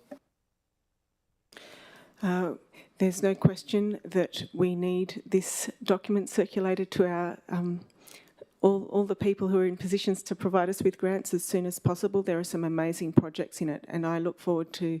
I wish it the best of success in advocating for our many and varied needs in the Southern Highlands. Thank you. Would anyone else like to speak to this? Councillor Champion. Just quickly to apologise because I put this on the list of items to remove from exception, but it was an error. And I support it. Okay, great. Okay, with that, I will now put the motion. All those in favour? It is carried unanimously. 8.5, quarterly delivery program. Could I get a mover for this? Councillor Smith, a seconder. Councillor Russell. Councillor Smith. I just have one question just in relation to point 7 on this, the letter that's been sent to the Department of Transport advocating for reconsideration of the disaster funding claims. Is there any sense, through the General Manager, is there any sense of the potential success of that and the sort of time frame of when we might hear back? General Manager. Through you, Mr. Mayor. Thank you, Councillor Champion. Champion, my God. Councillor Smith, sorry. Just in relation to recommendation 7, so we wrote to we have regular meetings with the Department of Transport. We wrote to the Deputy Secretary in the Department of Transport raising the issue of where we've had our $1.7 million worth of claims challenged or rejected. I think the issue for Transport and for the Reconstruction Authority is that they are bound by the rules of the National Emergency Management Agency, so NEMA. So the way that disaster funding currently works is the federal government give the funding to the state then administer that funding out to the councils then have to report back to the state then report back to the federal government audit the state to make sure that they've administered the money within the rules. Part of our advocacy over the last 12 months or so has been that the rules don't work, particularly for councils like us. So we are equal in the state for the number of natural disasters that have been experienced since 2019. So we have had 16 natural disaster declarations since 2019. And that, on average, is every 5 months. Whereas other councils, such as Lismore and Forbes, they've had one massive disaster. They're still recovering, but it was one very clear disaster.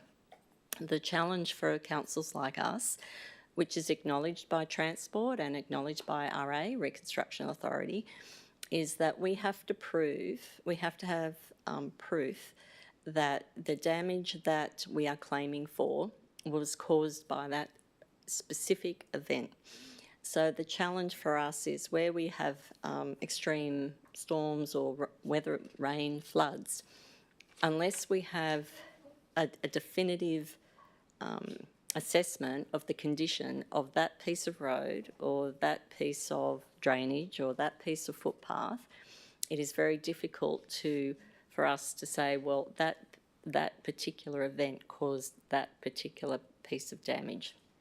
The other challenge we have, I'm giving you a very long answer, but to give some context, the other particular challenge we have is Wombian Caves Road, where that area was damaged in the Black Summer fires in 2019-2020.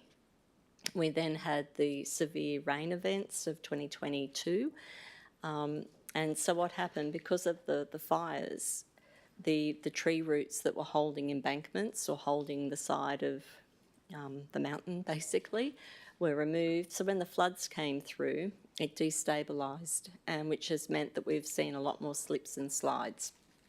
So part of it is arguing the case that for the 1.7 that we're owed, that we believe that the argument is, well, we can't prove that that event caused that damage. Part of the reason for rejection is that we have included betterment in our works. But when we're talking about betterment, we're talking about 60 centimetres on the side of a road. Like, we're not talking, we went from a 10 mil pipe to a 50 metre pipe. We're talking 60 centimetres on a side of a road. Like, that's part of the example. So we've written through the state members, so the member for Goulburn, Wendy Tuckerman, the member for Wallandilly, Judy Hannon. The Mayor and I have secured a meeting with the Minister for Recovery, who is Janelle Saffin, and she was a member up in Lismore at the time of the floods, so she has a high level of empathy and understanding for what we're experiencing. So we have that meeting early June. And through the state member for Goulburn, we've secured a meeting with Jenny Atchison, the Minister for Roads, and the Minister has been out on Wombian Caves Road with us before. She spent 7 days with us. I think it was day 3 of the Mayor's commencement of his term, and she spent 7 hours with us and the member for Goulburn, traversing Wombian Caves with the DepSec of Transport.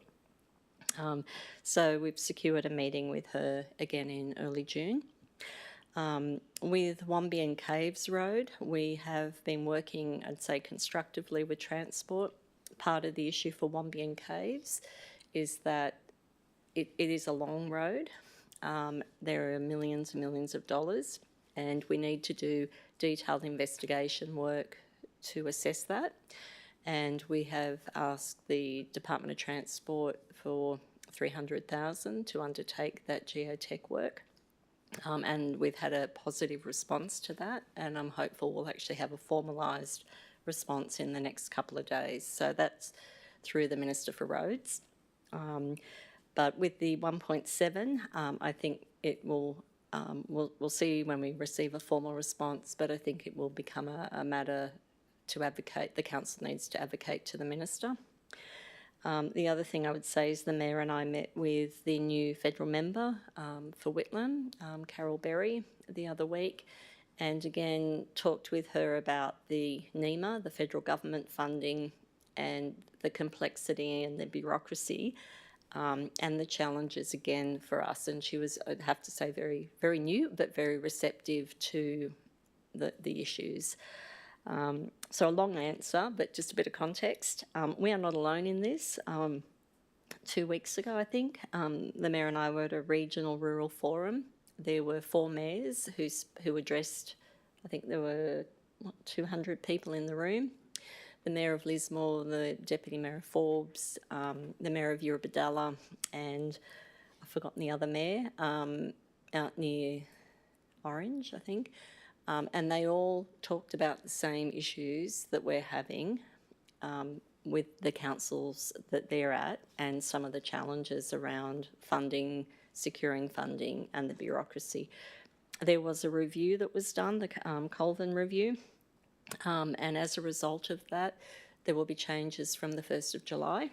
The responsibility for the administration of funding will move from Transport to RA, to Reconstruction Authority.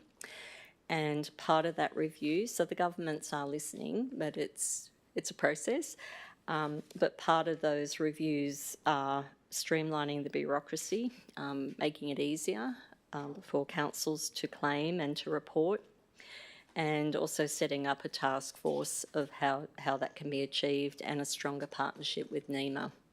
So that only came out late Friday. So a long answer. Because we don't strictly meet the criteria, because we had a bit of betterment of 60 centimetres up the side of a road, because we couldn't prove that particular storm event caused that particular amount of damage, I think we're up against the current criteria. So the meetings with the 2 ministers will be critical in advocating for that funding. Thank you. Where were we? Would anyone else like to speak to this, Councillor? Yeah. Question? I've got questions. Okay, far away.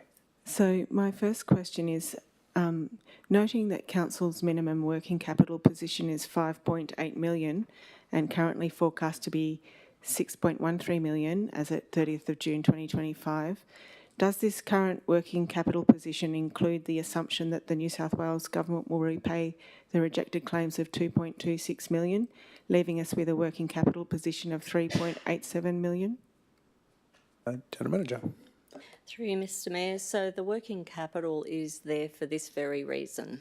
It's there as a buffer and gives us that opportunity. At the moment, we don't know if we're going to be able to secure that 1.7. We're hopeful, and we'll go in strong and see what we can do. But if we need to, that 1.7 can come from that 6.13. The other thing is to really look at the end of year position. So we're coming up towards the end of the financial year as well, and looking at our financial position at that point. So the way in which we've managed the working capital fund over a period of time is to top it up. So when we have had positive budget results, to move some money into that to provide for this very situation. Thank you. Through you, Mayor, to the General Manager, I had a figure in my notes of rejected claims totalling 2.26 million. Is that correct? General Manager. Through you, Mr. Mayor, could you refer to the page for me, Councillor Russell? Page 27.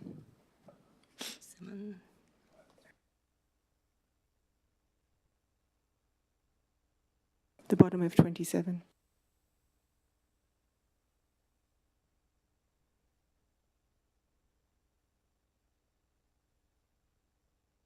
I'll answer broadly, then I may ask either Mr. Robinson or Mr. Joss to respond. So we've had a series of claims. We're not talking one, we're talking a number of events. So some of those claims have been challenged, which is where the 1.7 has come from. There are other claims that are still in for assessment and need to come back. And there are other claims that we have not done the work and we're pending approval from the department, which total around the 24 million, I believe. I'll ask Mr. Robinson if he can elaborate. Thank you. Councillor, could you just clarify the question for me, please? At present, it says we have rejected claims totalling $2.26 million. So I'm asking, what impact does that have on our working capital position? No, apologies. Was the question around the comparison of the 1.7 and the 2.2? Is that what I... Yes, that's true. At this point, yes. So I guess the difference between the two, it details it within the commentary of following that table. So the 2.2 is the total figure that we're currently, I guess, advocating for reimbursement of. That 1.7 is for, I guess, claims around the betterment aspect, as the General Manager advised. There's another component, about 554,000, which is around day labour costs that Council incurred during the original, I believe it was 2020, 2021 events. And so they are ineligible under the guidelines. So I guess there's two different types of claims. One's around the betterment, one was around the use of day labour.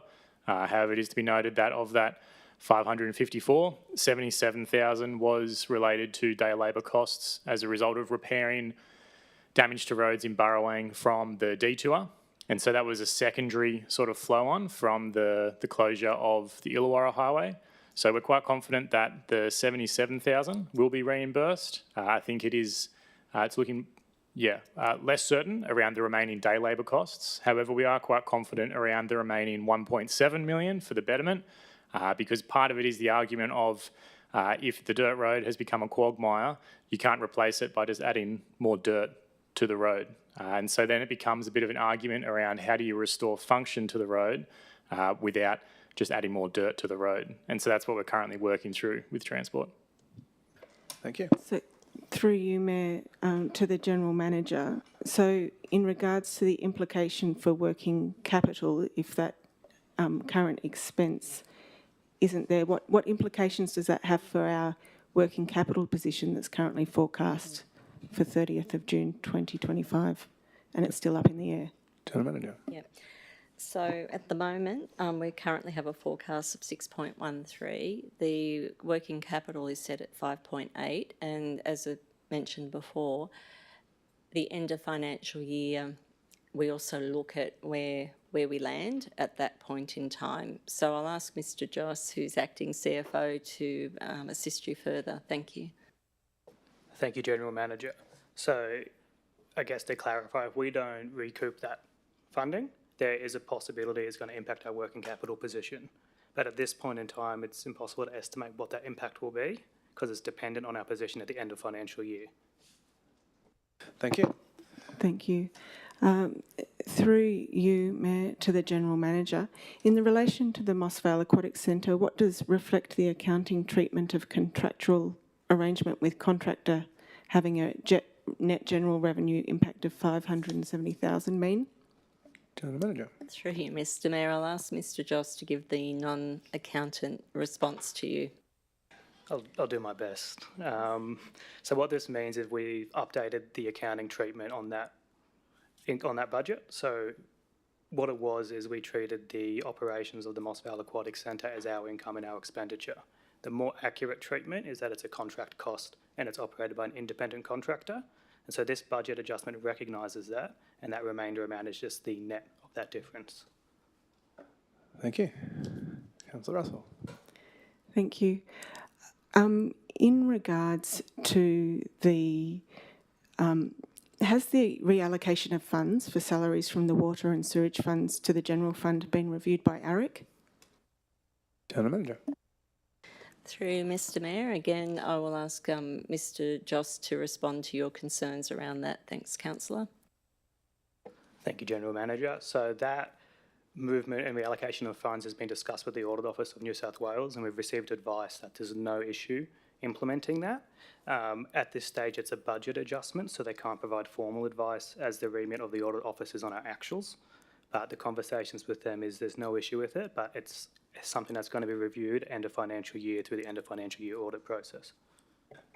Thank you. Thank you. What is the Perilli, through you, Mayor, to the General Manager, what's the Perilli project? I did try to find it through Council's search engine but couldn't. General Manager. Councillor, it is the rehabilitation of the Perilli Street hilltop. So there's an unsealed road which is in very poor condition, and that's what that is referring to. Thank you. Thank you. All good. Okay, would anyone else like to speak to this? Okay. Councillor Champion. Thank you. I have a question that I'd like to ask the GM through you, Mr Mayor. Sorry, words. Following an inquiry from a community member, this is specifically about the quarterly progress report. So this is a little bit granular. It's about the fleet electrification. So on page 359, the attachments, the status report is that the replacement of our particularly heavy vehicles is behind schedule in the electrification. It's my understanding that electrification of the fleet is one of the most practical and achievable ways that we can move towards our carbon emissions targets. But as is mentioned here, it seems that this is behind schedule. For a bit of levity, forgive the puns, but what are the roadblocks in the way of progressing on schedule? And do we have a plan to accelerate the progress we've already made? General Manager. I love it when council meetings go long because it brings out the puns. I might, that project straddles actually Mr Macallister's and Mr McCabe's areas. I'll ask Mr McAllister if he can just talk about where we're up to with that plant program, and Mr McCabe may wish to add to that because it also falls within the environment team's remit. Thank you. Through you, Mr Mayor.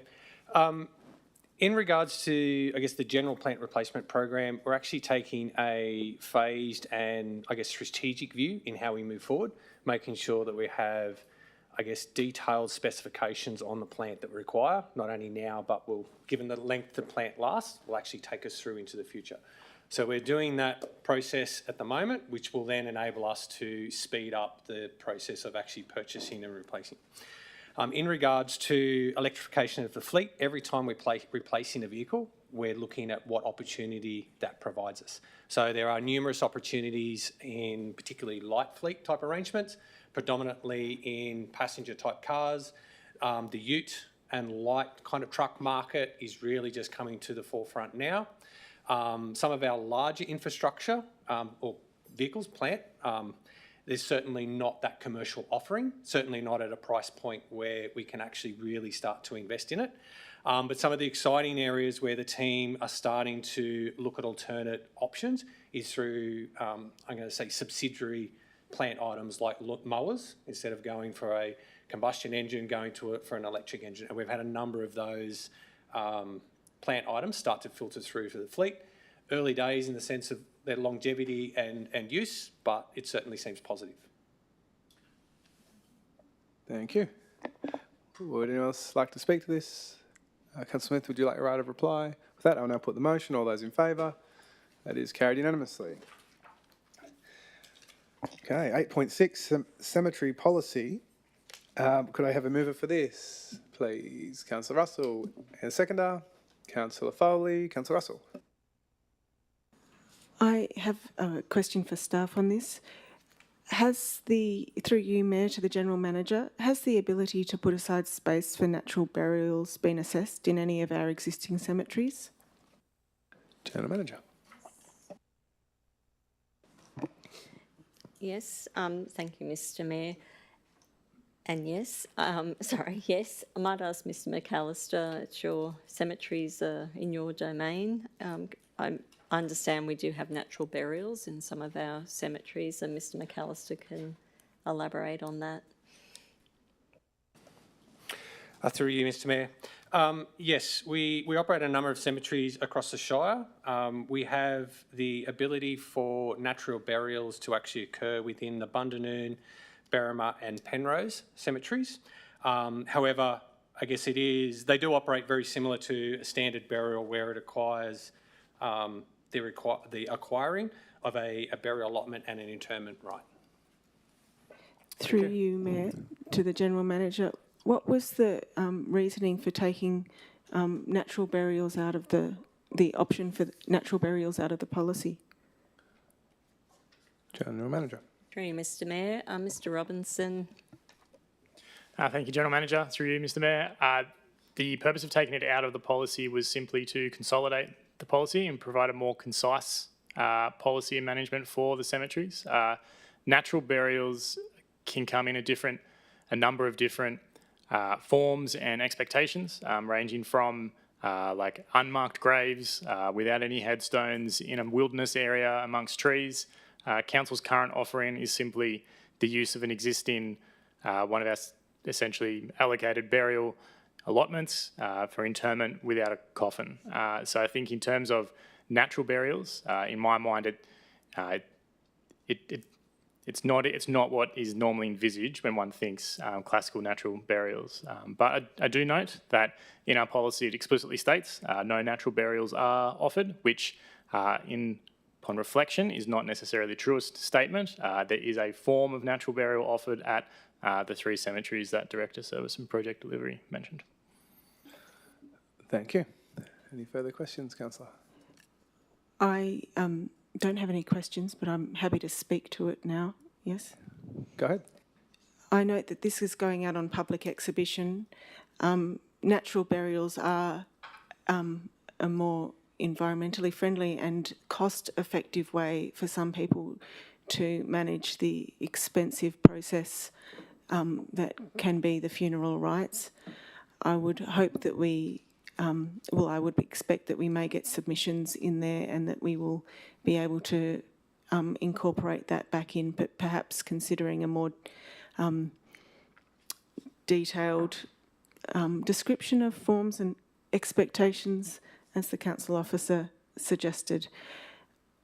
Can I move an amendment just in case that doesn't happen, please, to take off point 2 of this in order that we make sure that we do that ourselves if there's no community submissions, because no one's really thinking about it.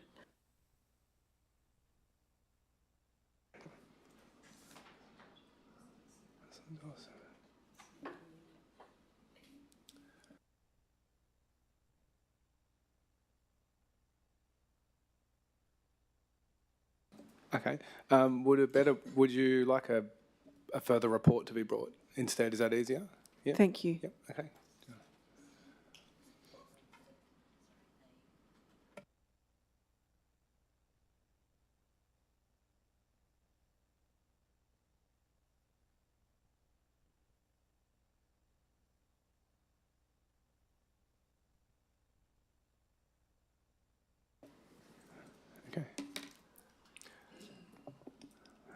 Including consideration of natural burials and what forms and expectations are permissible.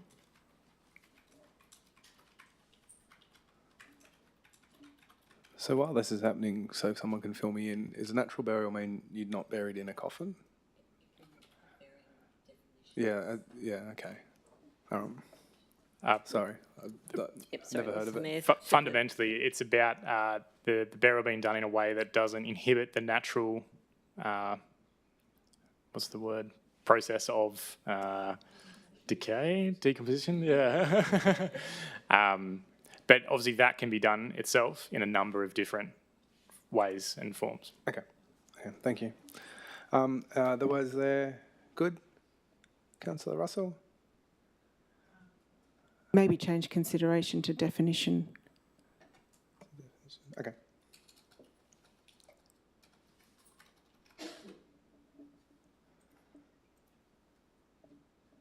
is that actionable? Through Ms.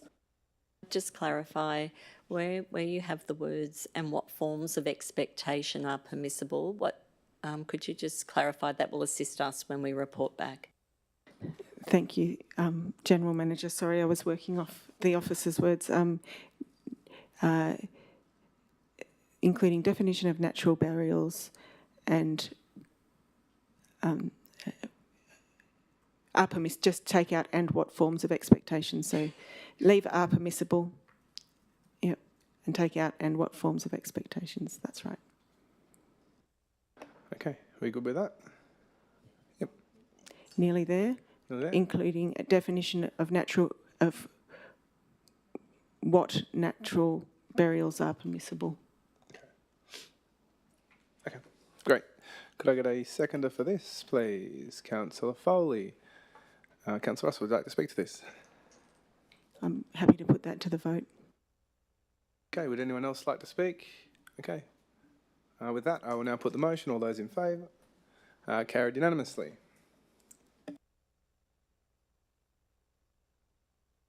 "8.7 Cemetery Master Plans, Barrel, Berrima and Bundanoon.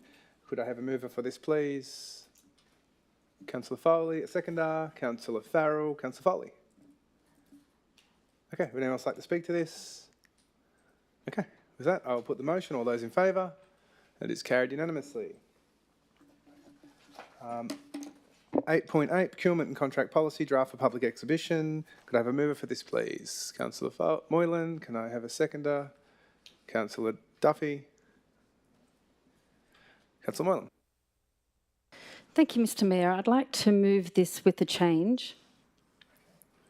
The wording of that change, please. Certainly. Sorry, I did get a seconder. I should have got your... so I'll take that back. If you could just give me a wording for your motion, please, sure. and then I'll get another seconder. Apologies, I went too quick. So I've sent this through. One is as per the officer's recommendation, and then 2 is replaced with the following: that a councillor workshop be held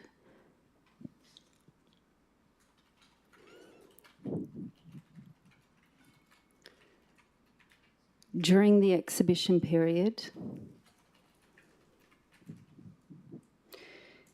comma, to investigate improvements to the draft policy and to incorporate any feedback from stakeholder groups and the business community.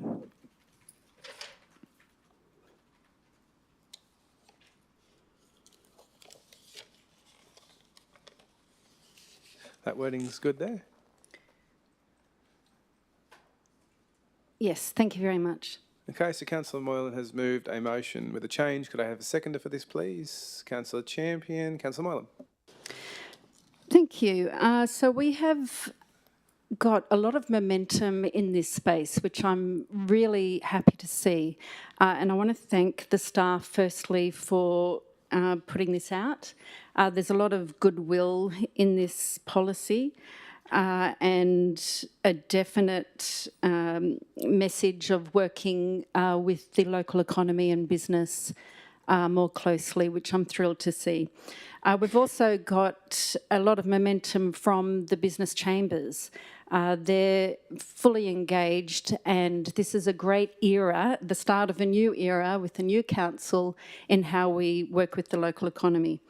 The reasons for this motion are, in a workshop, we can get all of the councillors' ideas and all of the feedback from various councillors and the stakeholder groups and the community all together in one place.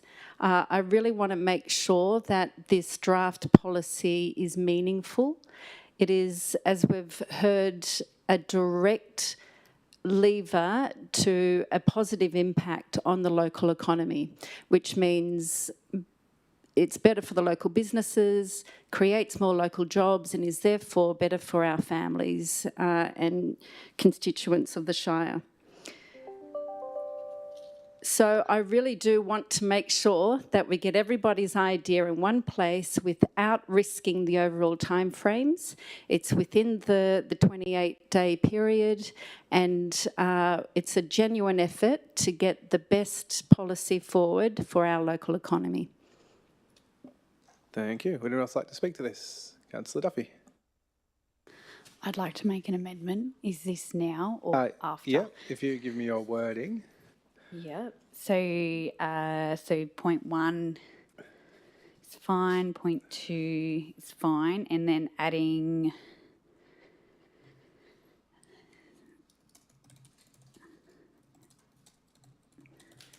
an A.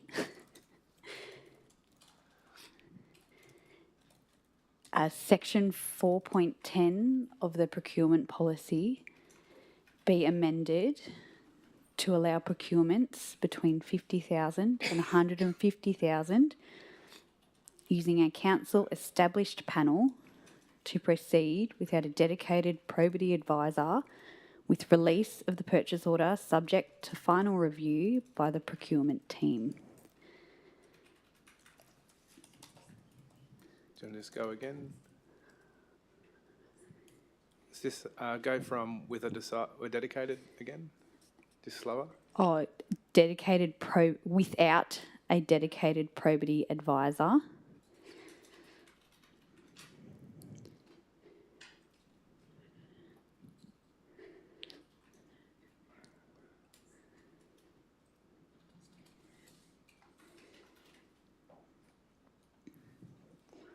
Comma, with release of the purchase order, subject to final review by the procurement team.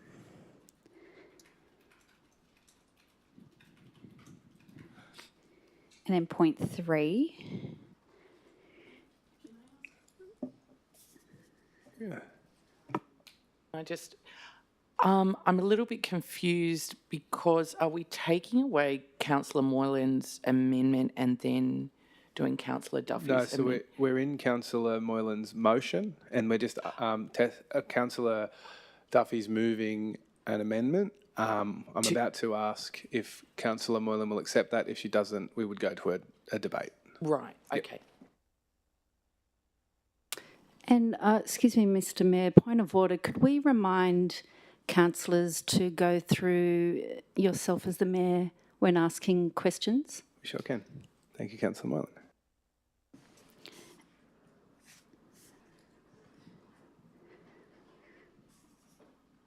And then point 3.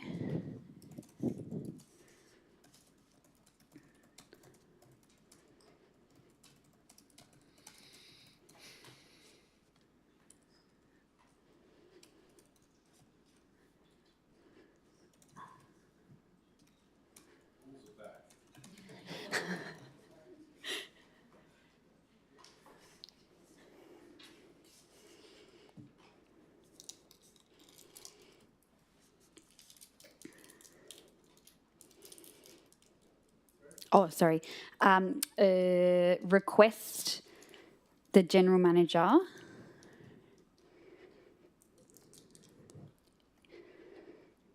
yeah, I think that's there. Yep. Yep.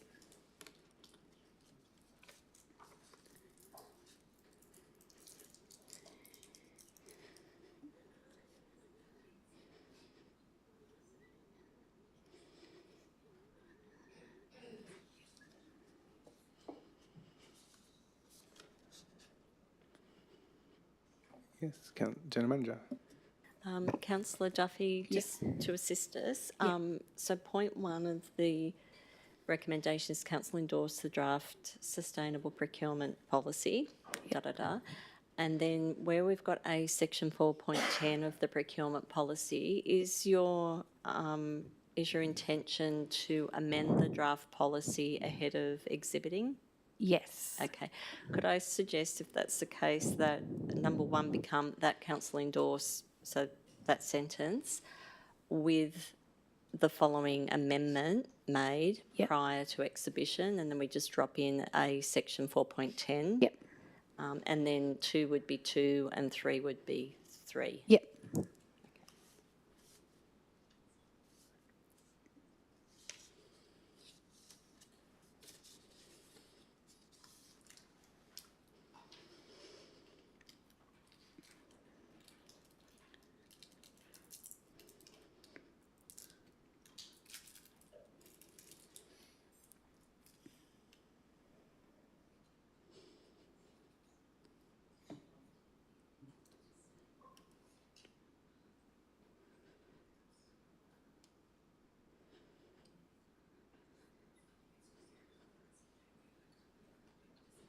Okay, good to go with that.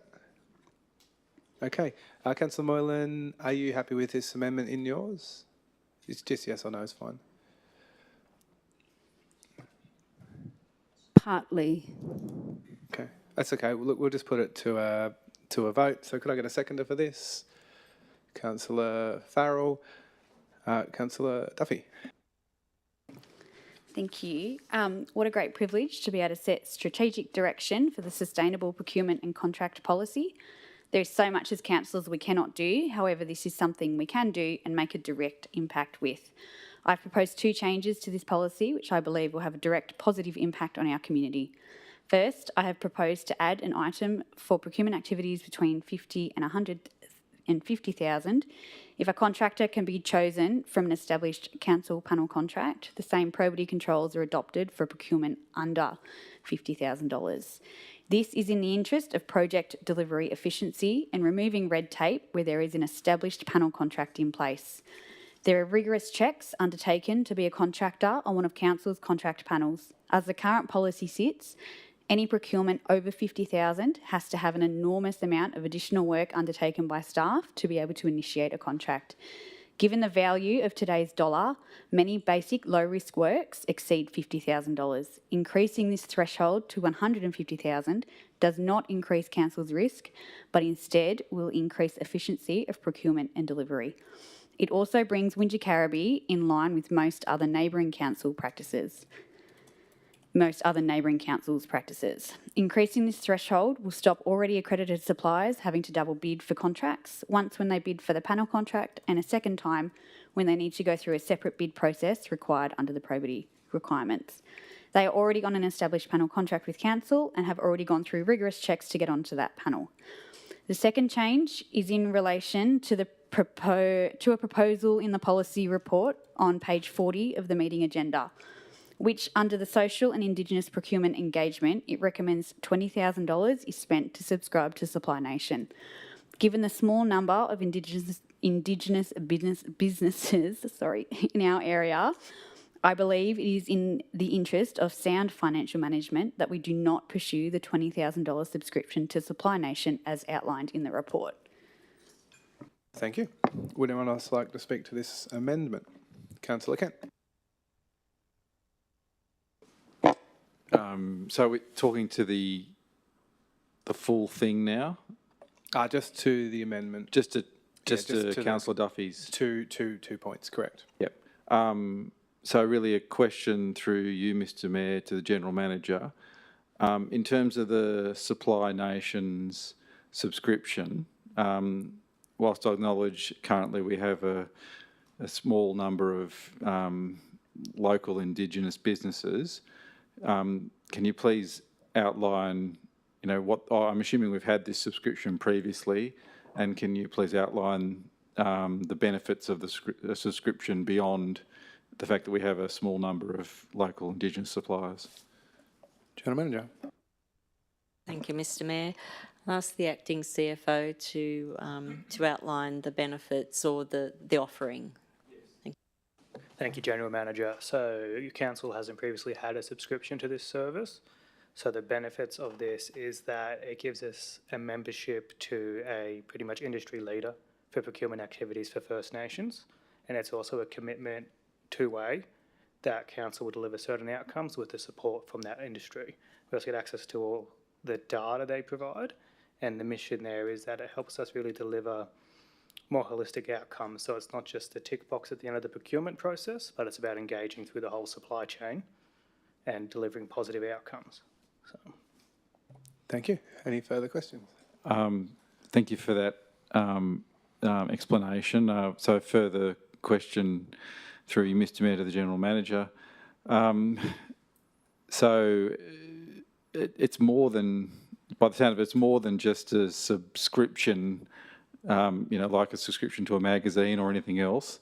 It sounds like it's a potentially an active service to support the end-to-end procurement process. Is my understanding correct? General Manager. Through you, Mr Mayor.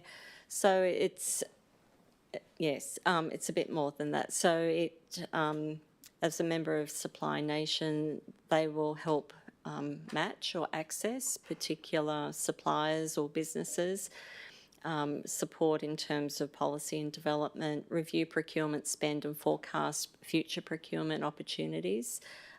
So it provides a gateway, if you will. I have a question. Will the activation of this service allow us to engage more local Indigenous, because at the end of the day we're talking about local, supplying for locals. Do you feel like there'll be a massive improvement in local services through this service? That makes sense. Yep, through you, Mr. Mayor, to the acting CFO. Thank you, General Manager. I think there's potential positive impact there to do that. It gives us access to that supply chain, essentially. So we don't have all that data at the moment within our procurement framework. It's subject to them coming to us to bid. This helps us to engage them and help them in that process. Okay, thank you. Any questions? Councillor Smith. So just a question through you, Mr. Mayor, to the General Manager.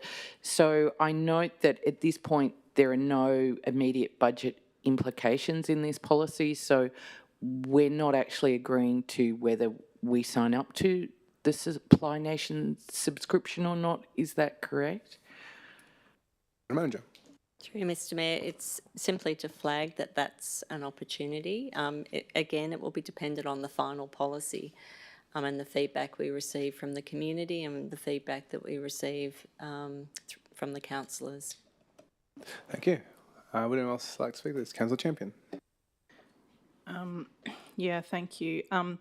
I would also like to ask a question through you, Mr. Mayor, to the GM. What are the implications for staff of increasing the cap in Councillor Duffy's 1A proposal? And does it increase council's risk or not? And why was the initial proposed figure lower? General Manager. Thank you, Mr. Mayor. I will ask the Deputy CFO to respond to that. But what I would say is with procurement still having oversight, it provides that safeguard. And when you look at the ICAC and you read some of the reports, the two high-risk areas are procurement and planning. And there's a current case at the moment with school infrastructure that's happening. With that inclusion of the procurement team reviewing the PO, the purchase order, it provides that level of oversight. But I'll ask the Deputy CFO to add further comment. Thank you. Thank you, General Manager. So first part of your question, in terms of council officers, they still have access to procurement for probity advice. This gives freedom to the department managers to manage that probity on their own under the same policy. They'll just be leading that without the mandatory requirement to be liaising with the procurement team, but that at the end still all is signed off by procurement before the purchase order is released. And if you could just repeat the second part of your question for me, please. Thank you. I just asked, does it increase council's risk or not? And why was the initial proposed figure lower? It's still the same control, so there'll be no risk increase to council, provided, department managers follow that process, it's still signed off. And the initial amount's lower because we run centre-led procurement. And so we want the procurement team to be driving the procurement process and working with department managers, but we also recognise that our department managers run their own business units, so there should be some flexibility in that. Thank you. Thank you. Would anyone else like to speak to this amendment? Councillor Farrell. I'll be brief. Nothing that's been said so far has convinced me that spending $20,000 on a subscription is worthwhile. Thank you. Would anyone else like to speak to this? Councillor Moylan. Thank you, Mr. Mayor. On the point of the Supply Nation, one fundamental feature of this subscription we have failed to talk about is the mitigation of risk that Supply Nation provide to its members.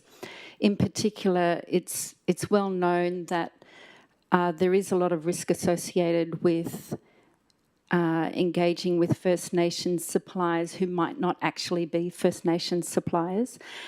So this company registers and verifies First Nations suppliers, and that will then afford council of protection of reputational damage and potential liability for misleading and deceptive claims from businesses, and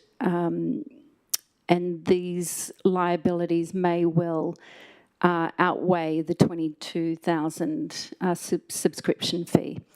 So along with the commercial benefits, the key point is the protection it would provide to council. So that's the first point. The second point is with the $50,000 to $150,000. I really appreciate Councillor Councillor Duffy's insight here, and I fully support making it easier for our team to do procurements. However, the wider topic here is, and this is what I would seek to investigate in the workshop, is how do we make it easier for local businesses to get on the panel in the first place? So I think the combination of the two will be a great outcome because it's by increasing the threshold, we make it easier for those who are already on the panel to be awarded contracts. We make it easier for procurement staff, but do we make it easier for new and up-and-coming businesses to get on the panel? So I would not support the Supply Nation removal, but I would support the $50,000 to $150,000 threshold topic. Would anyone else like to speak to this? Councillor Russell. Through you, Mayor, a question to the General Manager. If we, after this is on exhibition, and if, because we're committing to doing a workshop, we could add in the section, the point A, at that time to then adopt the policy. Is that correct? General Manager. Through you, Mr. Mayor. There's no harm in including the change in the draft as when it goes out on exhibition. That's a matter for council. But if I can just take this opportunity, Councillor Moylan, in your proposed amendment, to point 2, it's suggesting that the workshop be held during the exhibition period. What that would mean is that we may not, well, we won't have all feedback from the exhibition period at that point. So whether you might want to consider having a workshop or a strategy session following the closure of public exhibition so that feedback can inform councillors' views and ideas. So I'll just raise that with you. Thank you. Okay. We're with Councillor Russell. Did you have anything further? I would like to see that,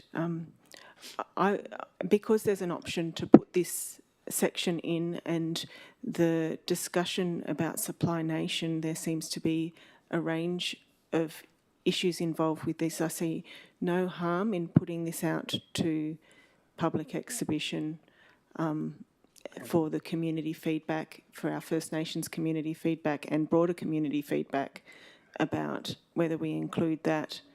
And I consider that we will be able to also put in the very valid consideration that you've made, Councillor Duffy, regarding the procurement policy between $50,000 and $150,000 during that process. Thank you. Would anyone else like to speak to this? Councillor Champion. Just to reiterate broadly what Councillor Russell has just said, was very much in line with what I was going to say.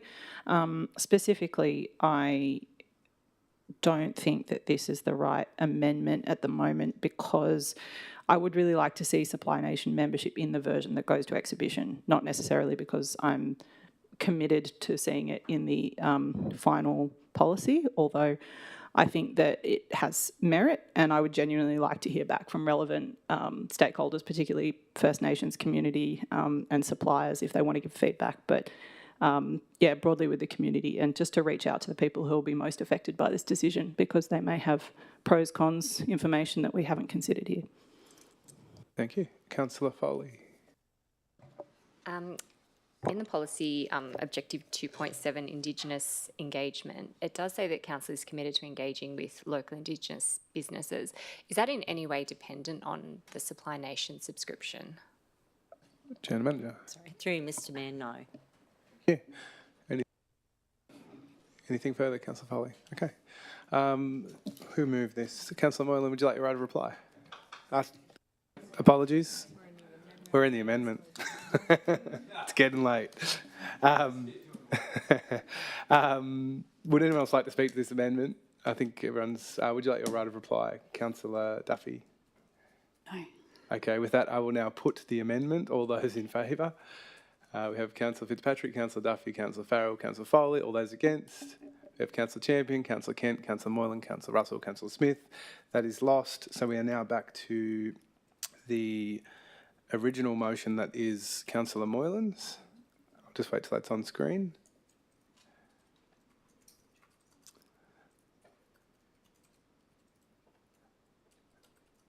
And I'll just wait till that's fixed up. Oh, and now that we're back in Councillor Moylan's motion, Councillor Moylan, did you want to make that amendment to the end of what the General Manager's advice, or are you happy to leave it as is? I'll make it at the end because there's still something I need to clarify. Okay.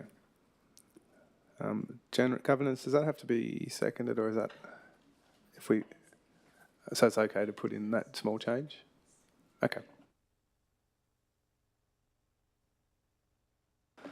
We'll just wait till we've got that back on the page before we proceed.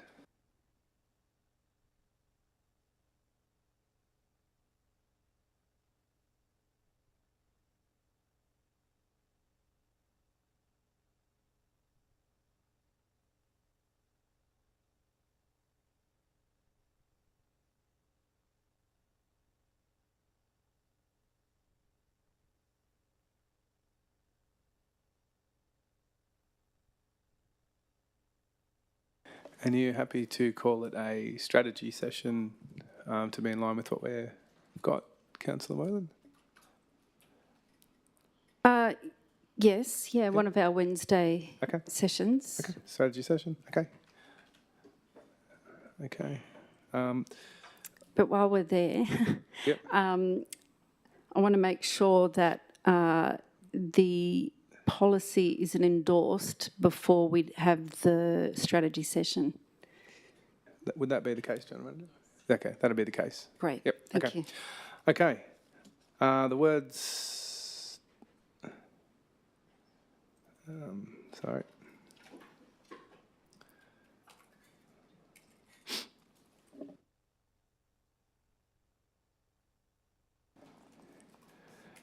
Councillor Farrell. Do I get to propose another amendment now? Yes, you can propose an amendment. Good. All right, I'd like to propose another amendment, section A, section 4.1 of the procurement policy be amended to allow procurements between 50 and 150,000 using a council established panel to proceed with our dedicated probity advisor with release of the purchase order subject to final review by the procurement team. Councillor Moylan, that's, are you happy to accept that point? That was back to the, I believe, Councillor Duffy's point. We need to have 50,000, is that right? Oh, sorry, it's been changed. 100 and 150. Okay. Sorry, it's 100. Do you accept this amendment? Hang on, have we got the figures right? This is just Councillor Farrell's personal amendment. Oh. Yep.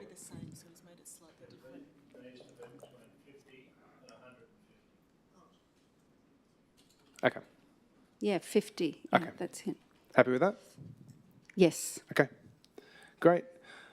So Anyone else would like to speak to this motion? Councillor, would you like your right of reply? Yes, thank you very much. I'm thrilled at where we've got. I'm really excited. I'm quite emotional right now. I'm really excited because I'm so embarrassed. This means a lot because it's a direct impact on the local economy, local business, local families, and I'm thrilled that we're all working together, staff, councillors, and the community, stakeholder groups, and the chambers. It's actually taken a lot of heavy lifting on my behalf, and I'm really looking forward to us all working together to get more commitment into our policy so that we can have a direct impact on the local economy. And as we've said before, this is a way that we can directly help the community. So thank you for those who engaged in the debate. And I'm not going to be apologising for the tears. It's genuine. Thank you. Okay, thank you. With that, we'll now put the motion. All those in favour? That is carried unanimously. Item 8.9, State of Wingecarribee Road Network. Could I have a mover for this, please? Councillor Moylan, a seconder. Councillor Farrell. Hang on, I haven't... you've jumped ahead. Sorry. Did we? No, we voted on the amendment. Oh, no, we did not. Okay, ignore that. I'll jump back. Apologies. No, so Councillor Moylan accepted the change? Yes. And then we put the motion. So I was right or wrong? No. Okay, it's late. Item 8.9, State of Wingecarribee Road Network. Could I get a mover? I've had Councillor And I'll Moylan. move with the change. Thank you. Okay, could I get that change, please? Just give me a second.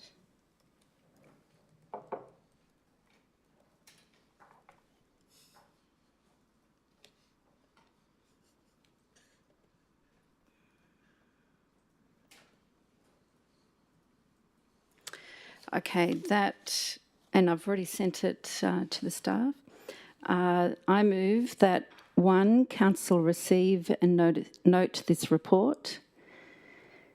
2, Council allocate an incremental 11.1 million for plant and labour and 1.5 million in materials in the 2025-2026 budget to meet a 7-day response for pothole service levels.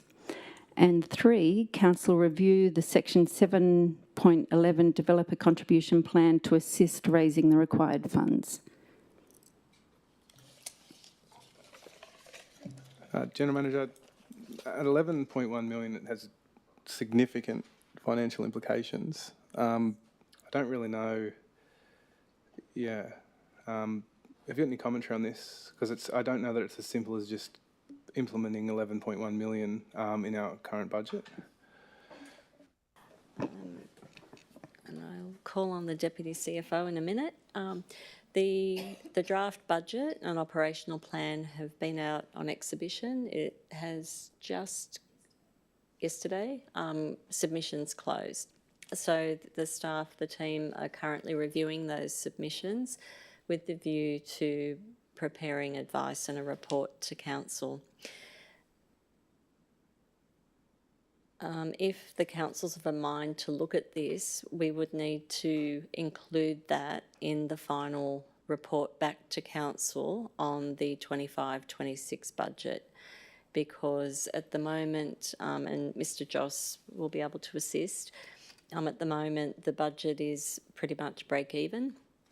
If Council were to adopt this this resolution, it would have a significant impact on the Council's financial position going into the 25-26 financial year.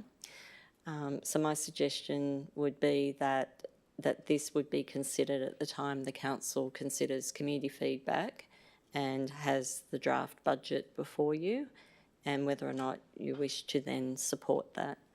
Mr. Joss, is there anything you'd like to add?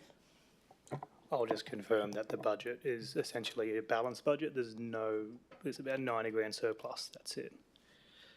So resolving this would put us in a significant deficit.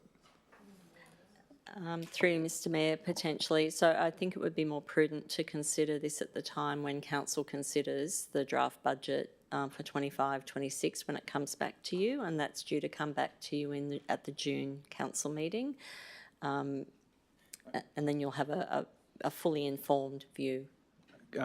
Would there be some advice around how we could word this? I'll check with Councillor Moylan. Are you happy to do it as is now, or would you like to go to the June and to consider it as the General Manager's advised? I'd like to clarify and a couple of words change that might make a difference.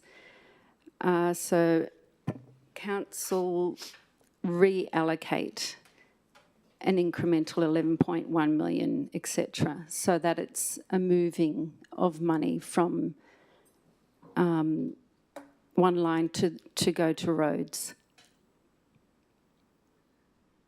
Similar to what we're doing with another agenda item on tonight's business paper. Yeah, General Manager. Through Mr. Mayor, could I suggest that number 2 could become council consider the incorporation of, and then what you're seeking, Councillor Moylan, as part of the draft 25-26 budget, and that be included in the report back to the June council meeting, because there will be implications in terms of making that budget adjustment, and I think that the council need to be aware of what those implications are and fully informed. Okay. On that advice, are you happy to put consider, or you want to? Yeah, no, I'm happy to consider it. Okay. So, General Manager, so this, if this is resolved, this just means that in the June, a further addition to the report will come back with what the impacts of doing that would be and our budget position and advice around that space. So again, there's no harm in having a report come to investigate this, and it wouldn't be implemented. It would just be something to decide on. Yeah, so yes, Mr. Mayor, you're correct. So at that June meeting, we would bring back, like in response to, if it's passed tonight, in response to that council resolution, what that would look like in terms of the 25-26 budget and what the implications of that would be. So whether other things would need to be cut, whether it has implications for that we don't know. So it gives us time when we come back to the June meeting. Acting CFO, are you comfortable with that? Yes. And the second point about the 7-Eleven developer contributions plan, is that connected? Through Mr. Mayor. So Mr. McCabe will no doubt add to this, but we are currently reviewing our developer contributions framework. There are limitations on what you can use 7-Eleven funds for, and generally they cannot be used for maintenance. They can be used for construction of new assets that are directly related to a development or a need generated by a new population.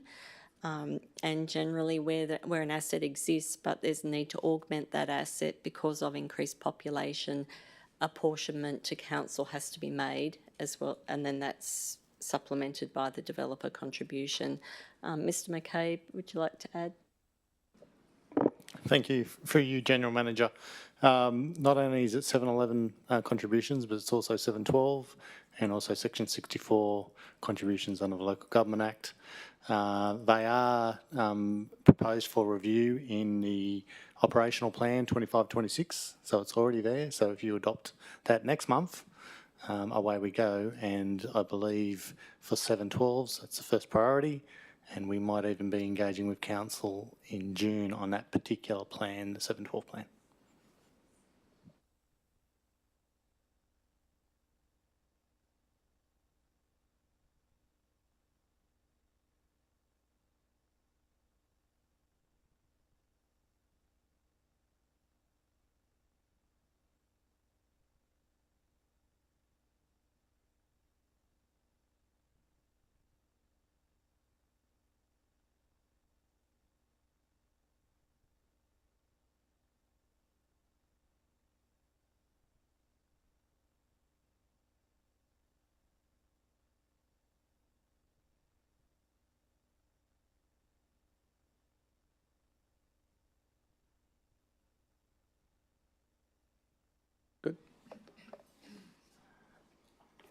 General Manager, is that all right? Yep, okay. Happy with that wording, Councillor Moylan?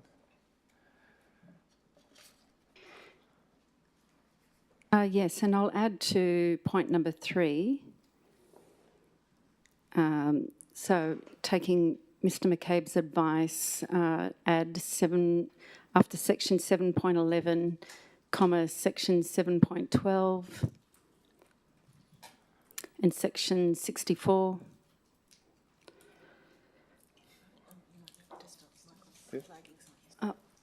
General Manager? For you, General Manager, sorry. My commentary was around contributions plans in general. So section 64 isn't necessarily related to roads. So that's the first point. The other point is in the draft operational plan 25-26 on page 31. It clearly says an action to review these plans in that financial year. So it's already on exhibition, it's already enshrined. As long as you adopt that next month, it's there. Mm-hmm. So with that advice, are you happy to remove point 3? And yes, and I'll replace it with council find own source funding via a concerted savings effort.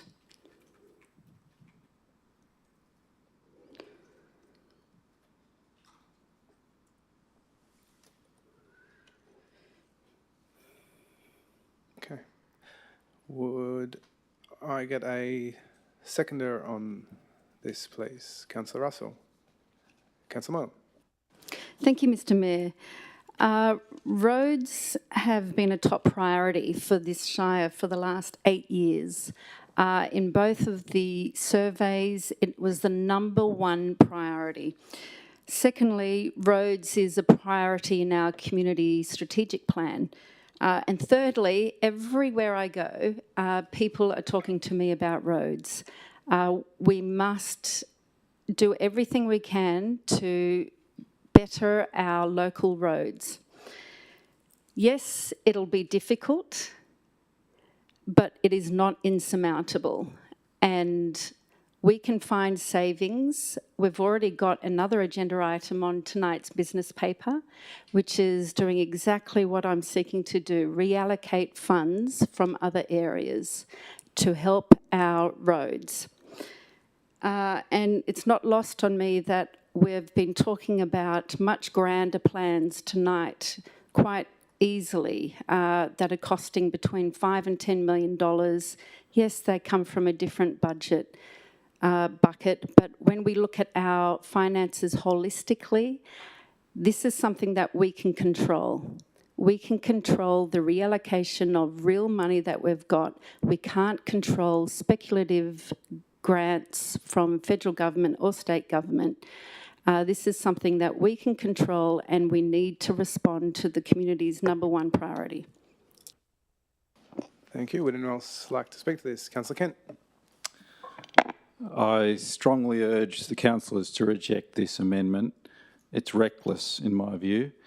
We've spent months going through a structured process to put a draft operational plan and budget to the community. We've considered roads. We've put extra funding in there for roads, extra focus on the roads. And when Councillor Moylan says everywhere she drives, people are talking about roads and it's not positive, I'll put an alternate perspective. I'm actually getting a lot of positive feedback about the work the council is doing on our roads. So my perspective is that since the council election, a lot of the discussion about roads has actually died down. So I believe it would be reckless to pursue this. I find it quite bizarre. We are in a structured process. We've been through a structured process. We're awaiting community feedback. We can have such discussions if we need to when we get that feedback. But the intent behind this is reckless. To try and move around $11 million onto something like this at a drop of a hat is I strongly urge you to reject it.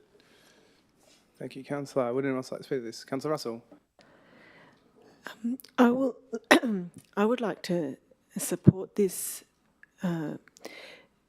this motion, not because I definitely see that we have $11.1 million fat on the budget, but because I am interested in seeing where we might be making savings to align our budget with our priorities. And it's on that basis that I would value this type of report coming back to council. Thank you. Would anyone else like to speak to this? Councillor Champion. I agree with Councillor Kent. I think that was well said, and I would like to propose an amendment that we revert the motion back to the officer's recommendation. Okay, I will just get them to do that.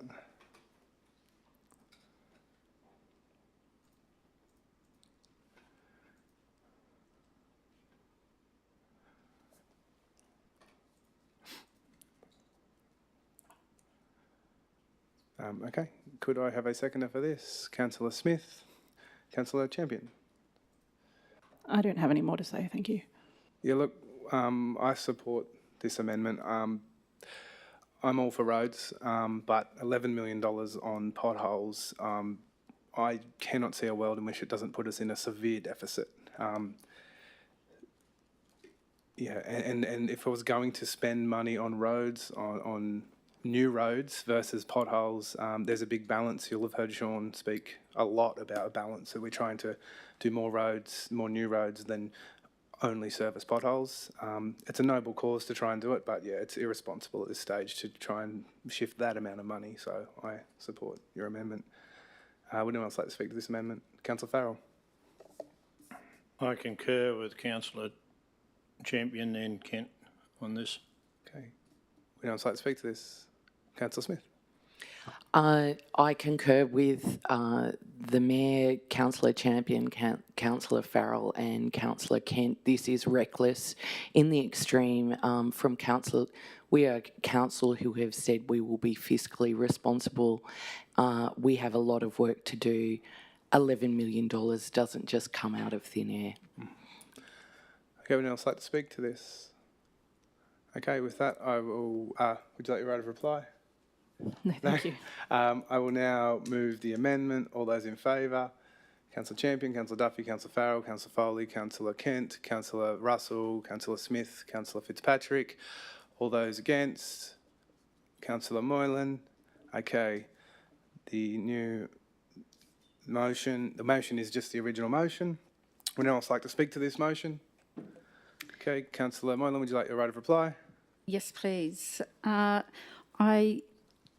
think that I've been misunderstood. I'm referring to a reallocation. Sorry, Councillor, that we're back to the original motion. Motion now. So the reading around the amendment and what you proposed is finished. Well, so if you'd just like to do a right of reply on the motion. Yes. As it is, Okay. So the motion is to reallocate funds, similar to what we're doing. So it's the state of our Wingecarribee Road network. It's actually, isn't it Councillor Champion's motion now? No, we voted on that, and it was 8-1. So that was the amendment. Now it goes back to. And now we're in the motion. So the motion is. But I changed the motion. It's no longer Councillor Moylan. Your original motion was amended back to the original motion. Governance is it still Councillor Moylan's motion, even though it was amended back? Yes. So it's Councillor Moylan's motion. I've asked if anyone would like to speak to it. It is to receive and note the state of the Wingecarribee Road network. Nobody else wanted to speak. So now we're going back to your right of reply on your motion to the state of the road network, which is being asked to receive and note. So you have the floor. So my original movement was my 3 points. Yes, and then we had an amendment to go back to the officer's recommendation by Councillor Champion. That was supported 8-1, and now that amendment has meant we're back at the original officer's recommendation of that council receive and note the report. So your motion has been changed. Your original motion with a change has been changed back to the council's office recommendation through Councillor Champion's motion. So, yeah, you have right of reply on this, but you don't have to use it. Yeah, I'm not sure why I've got to write a reply if the motion's no longer there. Because it was originally your move motion with the change, and then an amendment was made with the councillors. It is still your motion, even though the amendment was made to your motion. So it still remains your motion, even though it's been amended back to the staff recommendation. So my right of reply Is because you moved the motion, and then a few people talked and had some amendments, you have a right of reply to this. You don't have a right of reply to your original, what you moved with the change, but you do have a right of reply to purely the 8.9 state of the roads, if you wanted to utilise that. Yes, what I'll reply to is the report specifying the amount required to fix the potholes to receive that. So you mean within the report there is that 11 million it spoke about, and you want to speak to that part of it? Okay, yeah. you can do that in your right of reply. And the 11.1 Sorry to cut you off. And are you speaking for it or against? Just so well, I'll speak sorry, for it. Okay. Yeah, Okay, I still think we need to investigate because I did move with my 3 points. Yeah. So I'm replying to my original Yeah, so we can't motion. reply to that original movement, but we can just reply in general to this as it is, as the officer's recommendation. Yeah.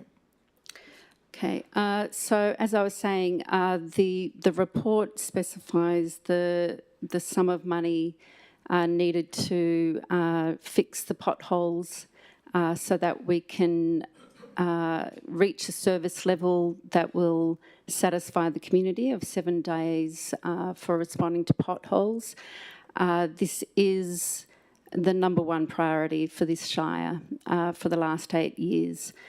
So in my view, this report is critical to go for the community to see and understand, and that $11.1 million is critical to meet community satisfaction levels.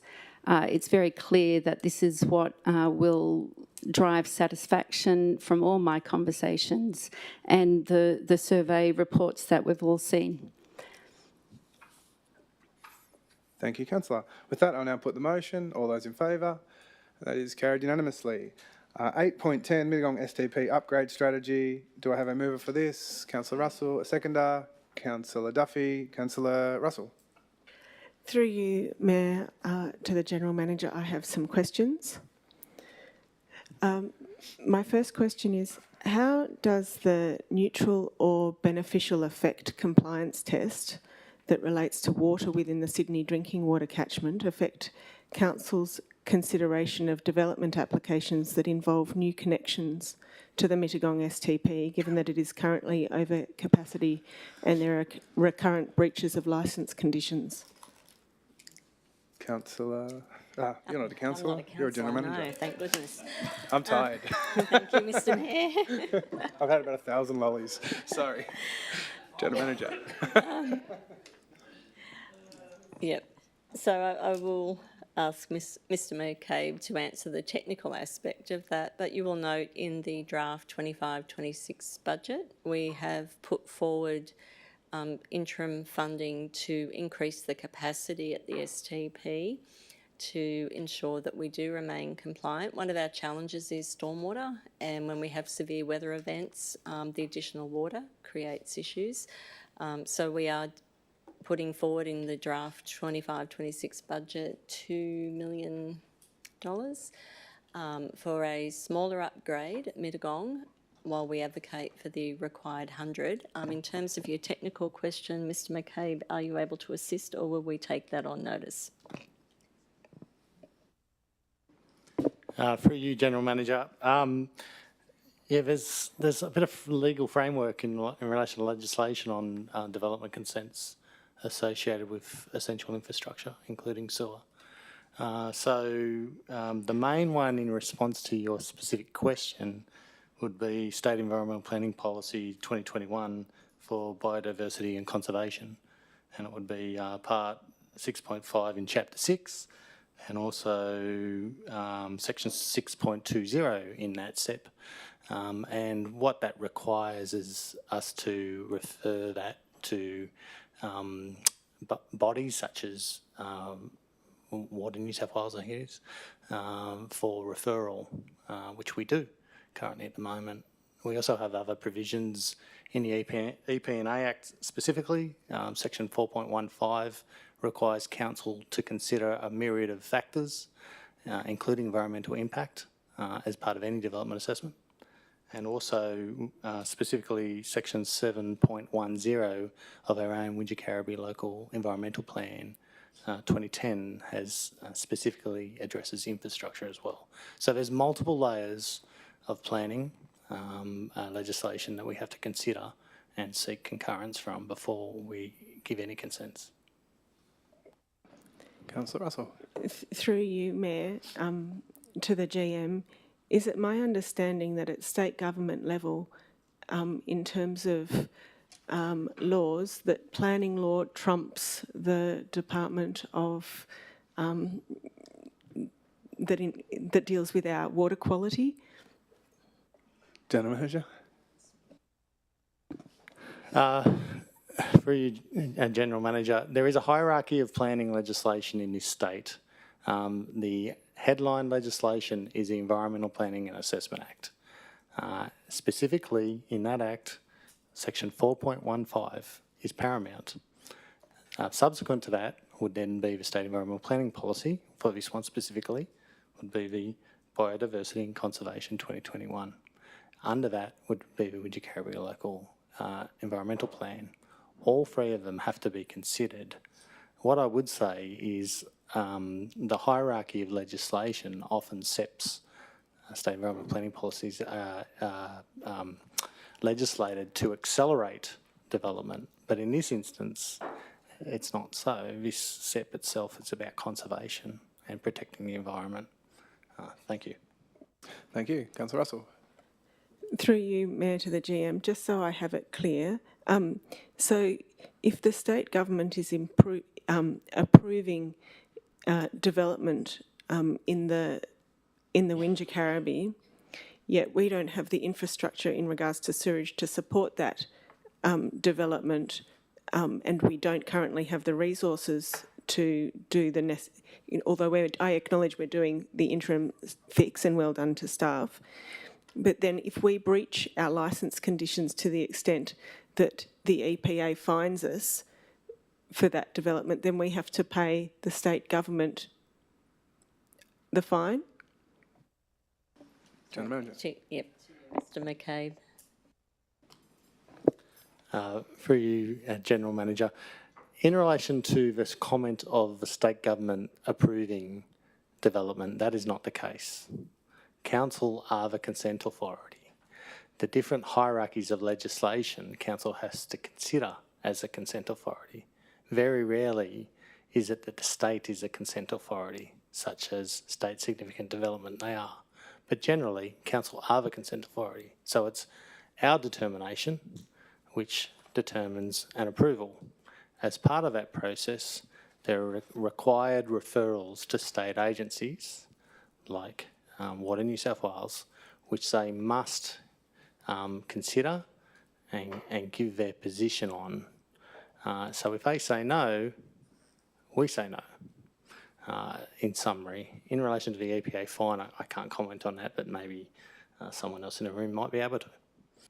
Thank you. Councillor Russell.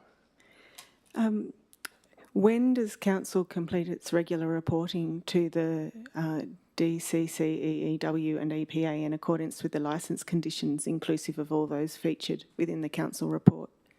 General Manager. Yep, through you, Mr Mayor, we have multiple reporting cycles. Mr McAllister, can you explain the cycle we're on with the STPs? Not in great detail, because it depends on which regulatory authority we're reporting to. Effectively, there's a whole series of daily, if not sub-daily, monitoring and analysis done by the team on site. They then provide those results through to the relevant regulatory authorities. Now, that could be based upon daily samples, average time samples, etc., right through. Then there's a whole period of additional reporting requirements at greater intervals, at monthly and 6 monthly.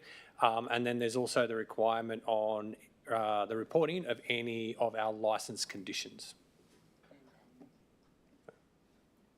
Councillor Russell. What process is, through you, Mayor, to the General Manager, what process is required to adjust our loading assessment of flow per equivalent person so it aligns with the DCCEEW adopted loading of 240 litres per equivalent person? General Manager. That is a highly technical question, Councillor Russell. We may need to take that on notice unless Mr Robinson, you can shake your head or nod, whichever one is able to answer that. I wouldn't be able to provide a response. I guess what would be helpful though is understanding, I guess, the intent behind the question to better understand that one. It's because it covers more like modelling assumptions versus statutory assumptions, and different agencies, different systems can adopt different parameters. So there's a whole host of different considerations there. Through you, Mr Mayor, to the General Manager, in the chart in the business paper, it identifies that Wingecarriby's current litre per equivalent person flow is based on an expectation of 200 litres per equivalent person, and the DCCEEW adopted loading suggested is 240 litres per equivalent person. So I'm wondering if we can adjust that to help us estimate future requirements and capacity requirements for the STPs. General Manager. Yeah, through you, Mr Mayor. We probably put too much detail in the technical side of things, but what I would say in the report, when the intent of the report is to show the quantum, no pun intended, of the issue, and setting out the solution. So the solution we have is the two-stage upgrade strategy as the way forward. We've got the interim solution, which is set out in the report, and to be funded in the draft 25-26 budget.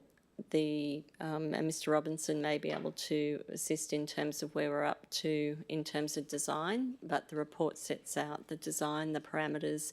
The engineers have looked at it. They've worked in consultation with the planning department to look at the number of anticipated developments, the number of people, or EPs, people, we expect, and the professional officer's view is that the solution that's put forward for this interim solution is sufficient for us to do what we need to do without stifling development, but also meeting our obligations. Again, in the Shire priorities document that Council endorsed tonight, the Mittagong STP is one of our big ticket items that we need to secure funding. The last 4 years, we would have had the largest infrastructure program that this council has seen, with 2 STPs under construction with a value of over 110 million. So it's a massive, massive program. I trust the professional officers, I trust our engineers and our water services crews. Unlike Sydney, we are responsible for our water and our sewer, and we have a highly specialised, competent and professional team there. And Mr Robinson's team have worked across the planning as well as the water services to make sure we're giving good advice on what we're providing. Thank you. Yes, Mr Robinson.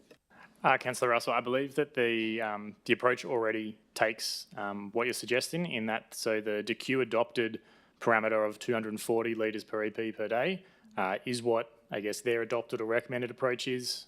However, our interim design takes a more, I don't want to use the word aggressive, but maybe a more realistic approach of that. What we see is that actually the waste received is more in the order of the 200 litres per E per day. So in terms of the interim strategy, that's based off the assumption of instead EP only generating the 200 litres per day. So in terms of what you're describing of what would it take for council to adopt the 200 rather than the 240, well, that's the other way around. That would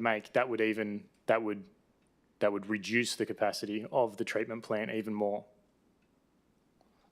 Because through adopting a target of if one EP only creates 200 litres of waste, therefore you can treat more EP. If you can treat 1,000 litres, if each EP generates 200, then you can treat 5, whereas if each EP generates 240, you can only treat 4.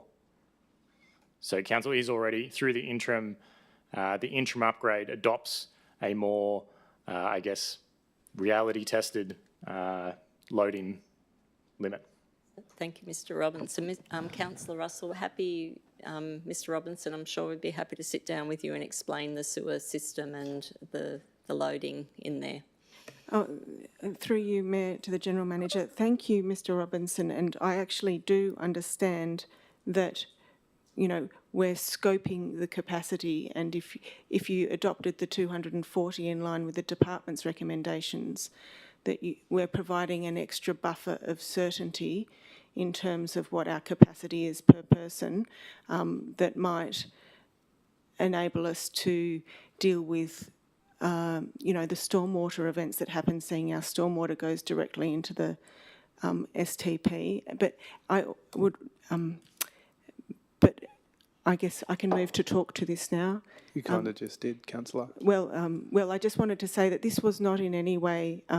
Well, my discussion on this is. I want to congratulate staff on the agility and innovation in this approach. I think that it's one of those eternal challenges of a regional area where we are expected to have development commissioned from the federal government to the state and expectations on our local area in the context of the cost shifting, and then keep that infrastructure up to meet demand.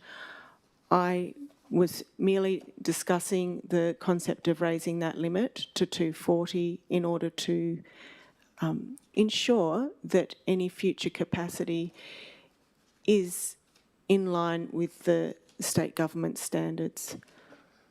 Thank you, Councillor. Would anybody else like to speak to this? Okay, I'll now put the motion. All those in favour? That is carried unanimously. Couple to go. 8.11 Ferguson Crescent Bridge renewal. Could I get a mover for this? Councillor Duffy, a seconder. Councillor Smith. Councillor Duffy. No, would anyone else like to speak to this? Councillor Moylan. Thank you, Mr Mayor. I have a question through you to the General Manager. Actually, before I do, I'd like to request to close this meeting so that we can discuss something confidential. Okay. Close this meeting to the public. Okay. Yes. Governance, can I get some advice on that? Just wondering what reason that we're closing the meeting? So commercial items regarding the tender.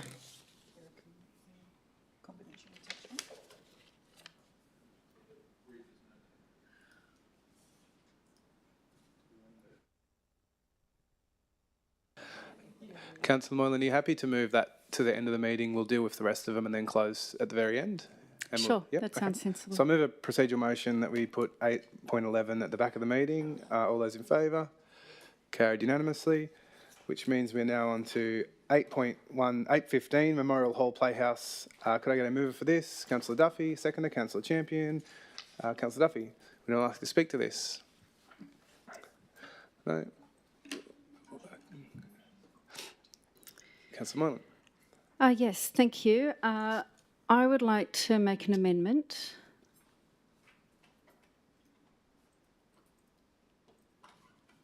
And I've sent through the wording to the officer. So my amendment is to add, look how efficient. Number one, a feasibility study and business case for the Mittagong Memorial Hall / Playhouse refurbishment project be provided to councillors at the June 2025 meeting. Actually, let's just end it at provide to councillors. Thank you. And 2, if the feasibility study and business case have been resolved by councillors, then, and we continue with the officer's recommendation. So if the feasibility study and business case have been resolved by councillors, comma, following receipt and execution of the funding agreement, etc. Thank you very much. General Manager, are there any implications here? Thank you, Mr. Mayor. Council, it may be helpful to understand the reasoning behind that that proposal, given that we have secured funding, Council has allocated funding, and where there's an expectation in the community now that that will be delivered. Mm-hmm.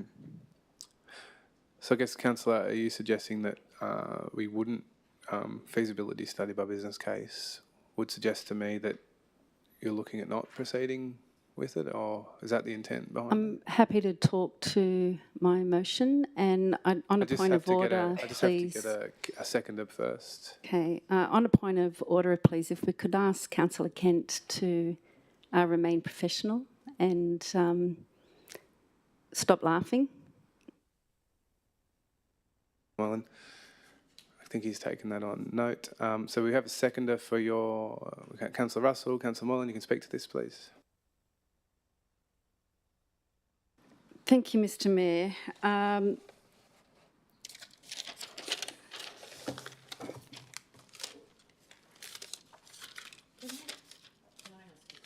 Councillor Smith.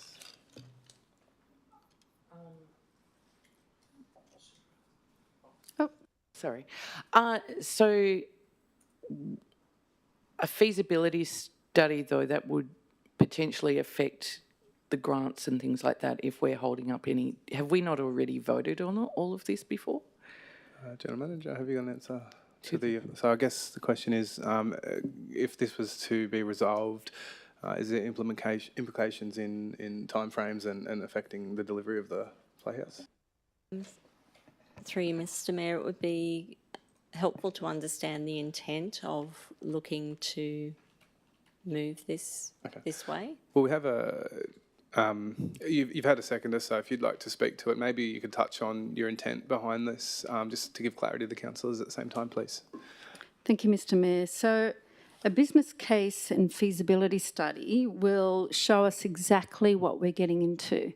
I haven't seen any numbers around the expected costs of the knocking down and rebuilding of the Mittagong Playhouse.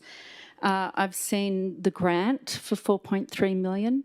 I'd like to also understand the borrowing costs in an overall business plan, because I understand that the $4.3 million grant would require us to contribute funds to it quite significantly, as well as borrow money.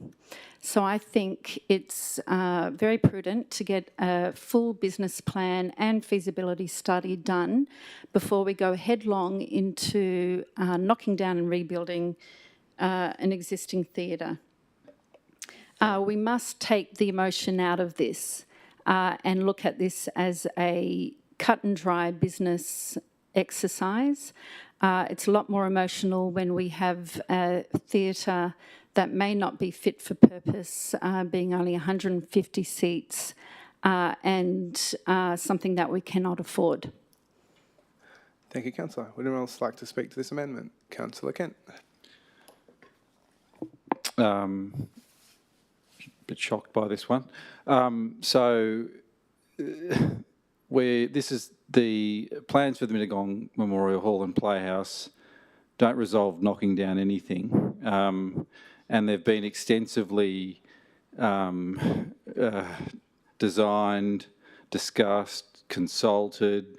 There's been at least 3 years of work by the council staff to support the application of grants, which the Wingie Caribou was lucky to receive the grant funding, half the grant funding, to meet the amount that the business case had already supported, was going to meet the amount the business case said the refurbishment was going to cost. The federal funding is predicated on the council acting with a certain period of time and providing half the funds to complete the refurbishment as per the current plan. I strongly ask the councillors to reject this. This is a backward step and serves no purpose. Thank you, Councillor. Would anyone else like to speak to this? Councillor Russell. Through you, Mayor, I have a question. Where is the, how are we funding the $4.3 million that Council's contributing? The money that's been allocated in the current budget, you mean? Yes, is that through loans? I don't. General Manager? Through you, Mr Mayor, I might just take a little step back. So the Mittagong Playhouse has been one of those projects that has been, the Mittagong Playhouse I think has been closed since 2019, and it is in the heart of Mittagong. It has been of concern to not only the theatre groups but also the community, in part because we've got this asset that 50% is not usable. Councillors would be aware from our tour late last year when we went on our bus tour. And also that because of the structural issue with the wall and the propping that's required, there's also the loss of, I think, 8 or 9 car parking spaces, which again have an impact for that local business community. So over a period of time, we've advocated for funding. We were successful in securing the $4.3 million. It is predicated on a 50% match. And that is reflected in our long-term financial plan, and it has been reflected in the operational plan in the past and also moving forward. Mr Joss, can you talk about the loan for the funding, to match the funding? Yeah, so we have on our current budget for next year, the funding source for our 50% contribution is a loan. We're looking to get that loan next year. At the same time, we are also seeking other ways to fund it. So we're still advocating for funding from the state government, because this is a federal grant. We can share that load, and we're still in the process of doing that. We have an application in under one of the regional economic development ones to get a 25% contribution in. But as it stands now, 50% is funded by loans. Thank you. Councillor Russell. Through you, Mayor, to the General Manager. Is there any way, reflecting on the experience from the Bowral Memorial Hall, where there were significant cost blowouts due to the heritage nature, is there any way of ensuring in the tender process that, you know, what the amount that we're taking out is the total amount that Council will be expending on this? I will ask, through you, Mr Mayor. In terms of the Barra Memorial Hall, I don't believe there was a cost blowout against the approved budget. Mr McAllister or Mr Joss, are you able to confirm that? Yes, in regards to you, Mr Mayor, in regards to the Barra Memorial Hall, there wasn't a cost blowout in the sense of a budget. But there were a number of variations that were contained within the contingency, which we have for all projects. We have a contingency for whether it be unexpected fines or things that aren't actually identified through the design and specification process. So in relation to, that is the case, in relation to Mittagong Playhouse, so at the end of each major capital works project, we do a review, a debrief, you know, what worked, what we could have improved on, what was successful, what we want to repeat again. So we took the learnings from Barra Memorial Hall, and through the Mittagong Playhouse there have been extensive conversations with the theatre group. Ms Jones is leading that part of the project now. And I might ask Ms Jones just to give an update on where we're up to with that, and also how it's shaping up in terms of future use. Thank you, Madam General Manager.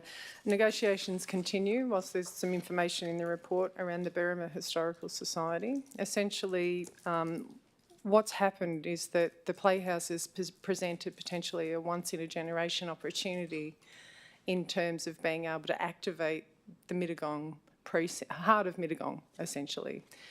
The negotiations with the Historical Society and their lease are pivotal to what happens next in terms of the use of the upstairs component of the facility and how that potential greater community benefit is realised. So the update, without going into too much detail, there's been a lot of productive and very positive conversations with the Historical Society. We're still committed to progressing those. They have stalled to a degree. The Historical Society have considered their options, the first lot of options, I'll say, and have come back and said they've reiterated their stance that they want to stay in situ and want to return to the Playhouse once the refurbishment works are complete. And they're entitled to do that. They have a lease in place. So where we're at right now is that we have made a commitment that we'll continue those discussions and we'll provide an update. Councillor Russell. Thank you. Thank you very much for those answers. It's appreciated getting that fuller financial picture. Okay. Would anyone else like to speak to the amendment? So just to catch back, we're in the amendment we're in Councillor Moylan's amendment for the feasibility study. If anyone else would like to speak to this, Councillor Farrell. This refurbishment has got to be done at some time. We just need to get on with it. We can't keep kicking it down the road. So just get on with it. Okay. Do it. Thank you.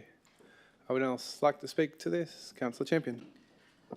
Can I just clarify that this is, sorry, I'm getting confused maybe, but this is Councillor Moylan's motion and this isn't an amendment, but it's actually the motion that she has changed. Is that right? Councillor Duffy moved the original motion. Okay. And then this is just, the only amendment here is a feasibility study on a business case for Mittagong Memorial Hall. So, yeah, once we finish speaking to that, that'll be put to the vote and then we'll go back to the original motion with this added or without, depending on how the vote goes. Great, thank you. Then all I have to say is that I don't think another feasibility study is necessary. I think, as Councillor Farrell pointed out, we should get on with it. Thank you. Would anyone else like to speak to this? Councillor Smith. I agree with those points. I think that our job as councillors is to make decisions and stand by them and get out of the way. I'm concerned that we're starting to get scared of making decisions and I'm concerned that we're getting in the way of council staff and potentially affecting grants. So I'm very much against this amendment to the motion. Okay, thank you. Anyone else like to speak to this? Councillor Farrell, you've spoken already.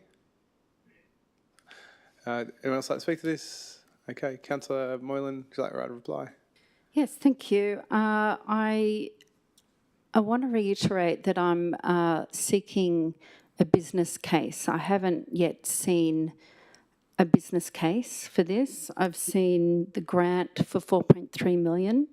I've seen the 50% contribution required, and I've seen the loan. I haven't yet seen the revenue generated by a lease under this proposal, and I simply want to see how this will stack out financially, not just the costs. Thank you. With that, I will now put the amendment to the vote. All those in favour of this amendment? Councillor Moylan. All those against? Councillor Champion, Councillor Duffy, Councillor Farrell, Councillor Foley, Councillor Kent, Councillor Russell, Councillor Smith, Councillor Fitzpatrick. That amendment is lost. So we're back to Councillor Duffy's motion. And would anyone else like to speak to this motion? Councillor Russell. I would like to acknowledge the huge amount of patience and community investment that's been involved over the many years in working towards the rehabilitation of the Mittagong Playhouse. Even though we are in financially austere times and we do have cuts to priorities in our budget, which make any decision like this, one which I had to sit back and really balance out the merit of keeping, even though I love going to theatre. I know I know that it's not the biggest part of the community, and I'm here to represent all ratepayers. And going into a loan at a time when I know that we might be having to consider an SRV in a few months, I really had to think about this hard. But it is right in the centre of Mittagong, and it is rehabilitating it will be a huge emblem of civic pride.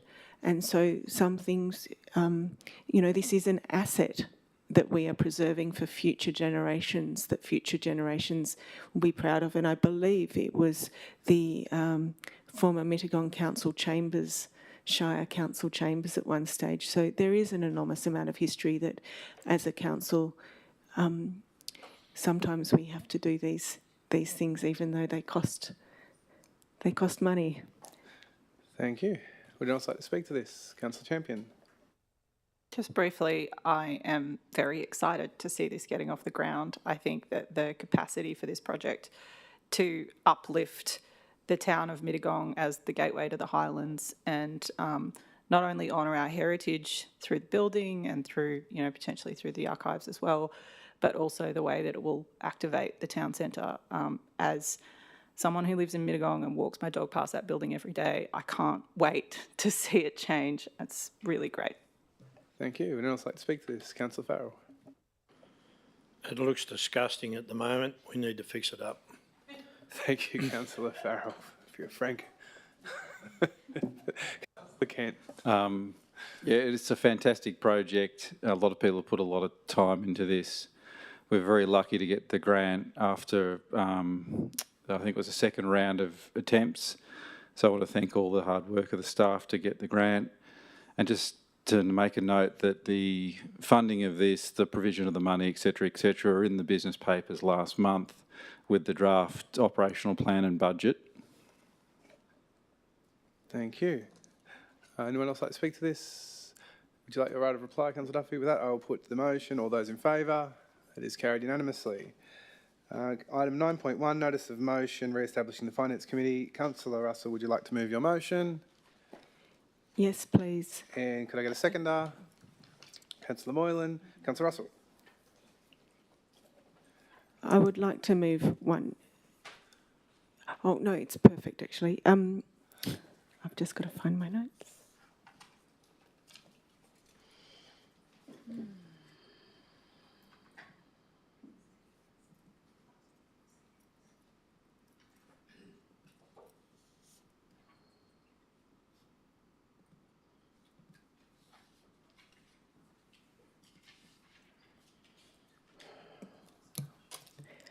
Colleagues, after 3 years of administration, with a brand new page in front of us, we have the opportunity before us to live up to what we promised our communities, to ensure value for rates.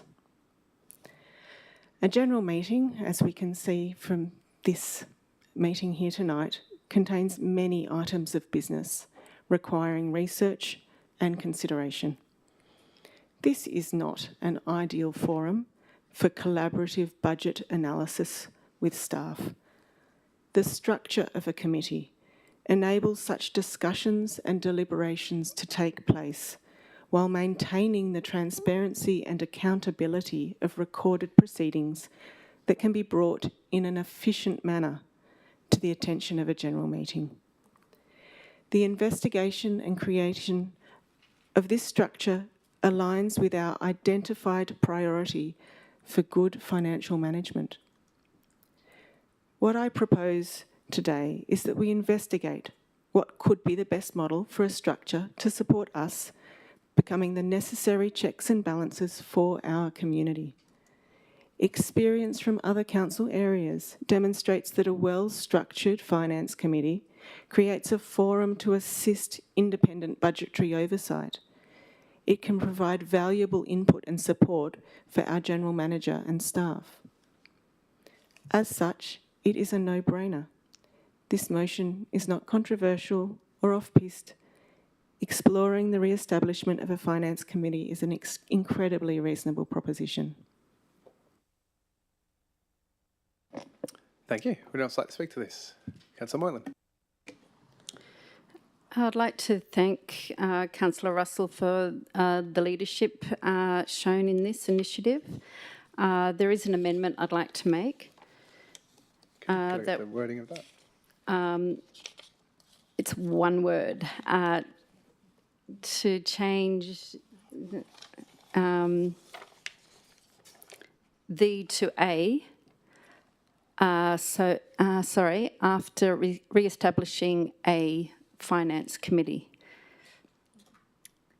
Are you okay with that, Councillor Russell? Yes, I am. Great. Okay. Would anyone else like to speak to this? And I'll just finish on the amendment. So the reason for that is so that we are opening up to consider all finance committees and not only the one that we had before. Okay, great. Would anyone else like to speak to this? Okay, with that, Councillor, you need your right of reply. That is a sensible option because it allows us an agility and really looking at what's best practice and what's worked effectively in different areas. Thank you. With that, I'll now put the vote. All those in favour, please raise your hand. Councillor Moylan, Councillor Russell, Councillor Champion. All those against, Councillor Fitzpatrick, Councillor Duffy, Councillor Farrell, Councillor Foley, Councillor Kent, Councillor Smith. That motion is lost. I will ask councillors, we're just going to have a quick break. I know it's very late. Just to clarify with Councillor Moylan what she wanted to discuss in the closed session. So I'll move a procedural motion for about 4 minutes, and then we will reopen. We may reclose, we may reopen, but I'm just going to work out how that works. So could I get a seconder for that? Okay, so I can. All those in favour? Unanimous, thank you. And we'll be back at 7:30.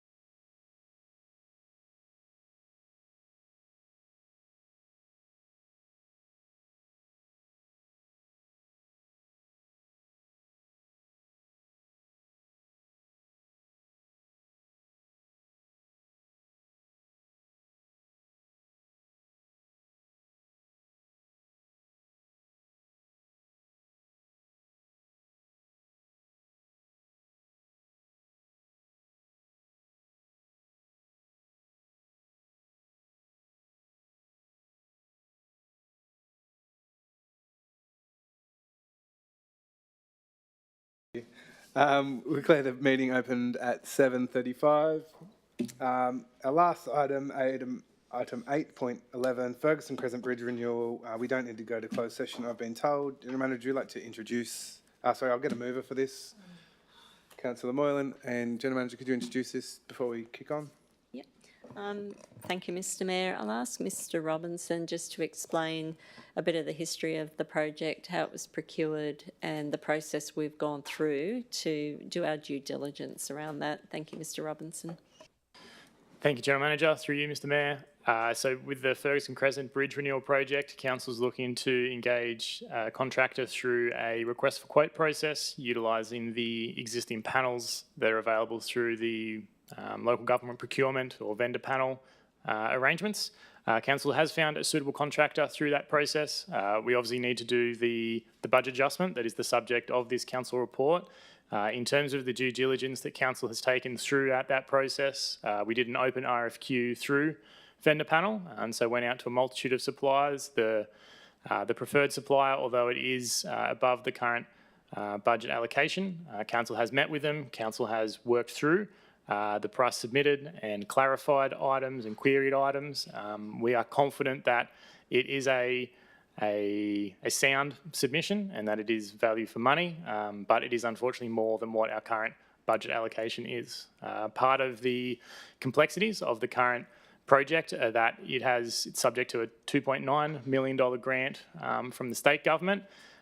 Transport for New South Wales has already granted a minor extension to the due date, the completion date of the project, but that has only been revised to the 28th of August of this year. So we're thankful for the extension from Transport for New South Wales, but it does still leave us on a very tight time frame. And if we aren't able to find a suitable contractor and award and deliver within 3 months, we will forfeit the $2.9 million and still be left then with a heritage timber bridge that is subject to pretty substantial vehicular traffic. Thank you. Could I get a seconder for this? Councillor Farrell, Councillor Moylan. Thank you, Mr. Mayor. I just have a question. So through you, Mr. Mayor, to the General Manager. Have we, having heard that introduction, have we done everything we possibly can to reduce the amount of just over $1 million extra funding required? General Manager. Through you, Mr. Mayor, and as Mr. Robinson just explained, we've done the due diligence. We've looked at what we can reduce and scope, and we don't like spending more money than we have to. So I trust Mr. Robinson and his team. Thank you. Councillor Moylan. Good. Okay. Would anyone else like to speak to this? Councillor Russell. Through you, Mayor, to the General Manager, I have a question. Is it possible in future that we have designs that we can look at when these items are being brought to the business paper? For example, I would have had questions about whether we could do a one-lane bridge and then come in within budget, as in so many bridges, but there were no designs. General Manager. Through you, Mr. Mayor, there's no issue to providing like designs or diagrams, but there are technical requirements that bridges have to meet and particular roads have to meet. So, Mr. Robinson, like on principle, no issue. We can provide diagrams, show what's proposed, and we have done that in previous reports, not necessarily on this item. But I would preface it by saying that there are technical requirements that the number of lanes, the width of lanes, whether there's pedestrian access. I believe this particular bridge has some heritage components attached to it as well, which adds another layer of complexity. Mr. Robinson, is there anything else you wish to add? Only that, so no, of course, no concerns with providing designs or a diagram for future reports. Wasn't included with this report, more so because the item was more around the budget and not so much the design itself. I guess in terms of some comments around, potential scope reductions to the project, it is that balance. And so I guess provision of reducing a bridge down from a two-way bridge to a single lane bridge could maybe be a consideration if it was in more of a rural area, but I wouldn't believe it's an appropriate way forward for in such an urban location that is a bit of a connector road from the state road through to some large residential areas. Similar with the new bridge, will have a provision of a shared path on the northern side, which then connects in with the pathway arrangements on the northern side of Ferguson Crescent.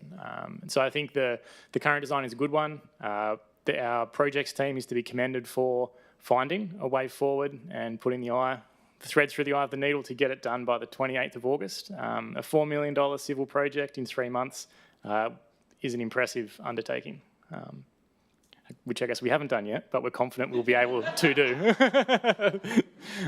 We'll be talking to you in September. Okay. Councillor Russell. Thank you.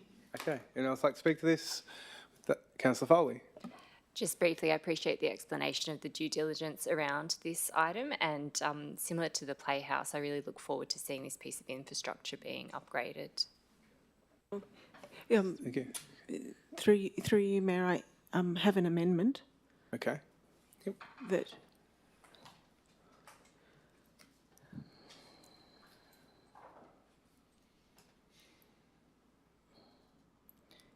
That a point 2, so that 1, council endorse.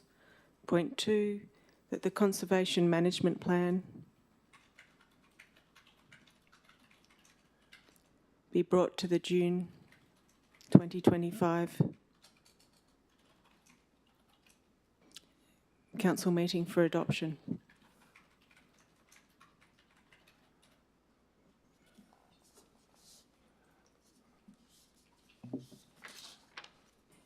Through you, Mayor, do I need to specify the conservation management plan for the Ferguson, the heritage Ferguson Crescent Bridge? Yes, please. Yep.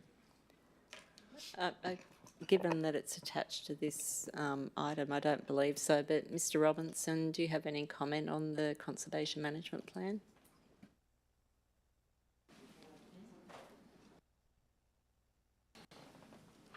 Through you, Mr Mayor.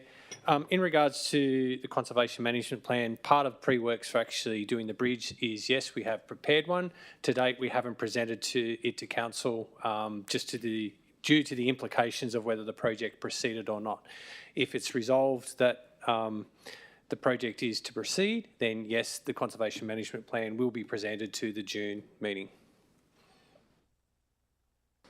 Through you, Mayor, so there's no problem with my amendment then, because it just confirms that will happen? Okay, great. Okay, could I get a seconder for that?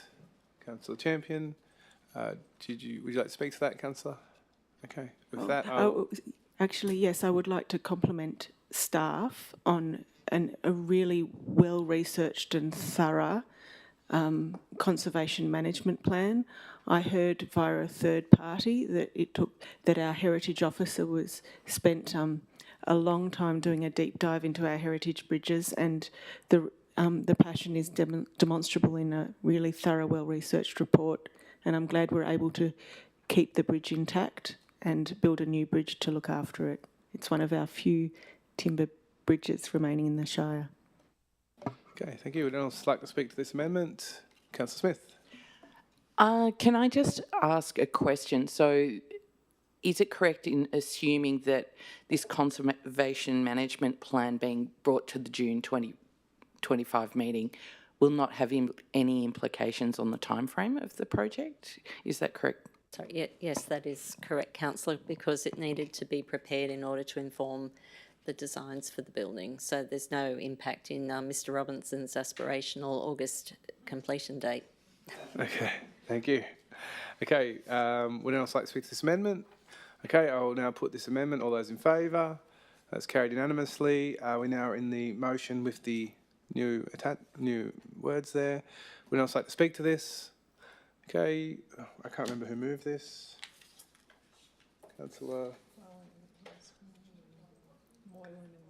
Councillor Moylan, would you like to, your right to reply?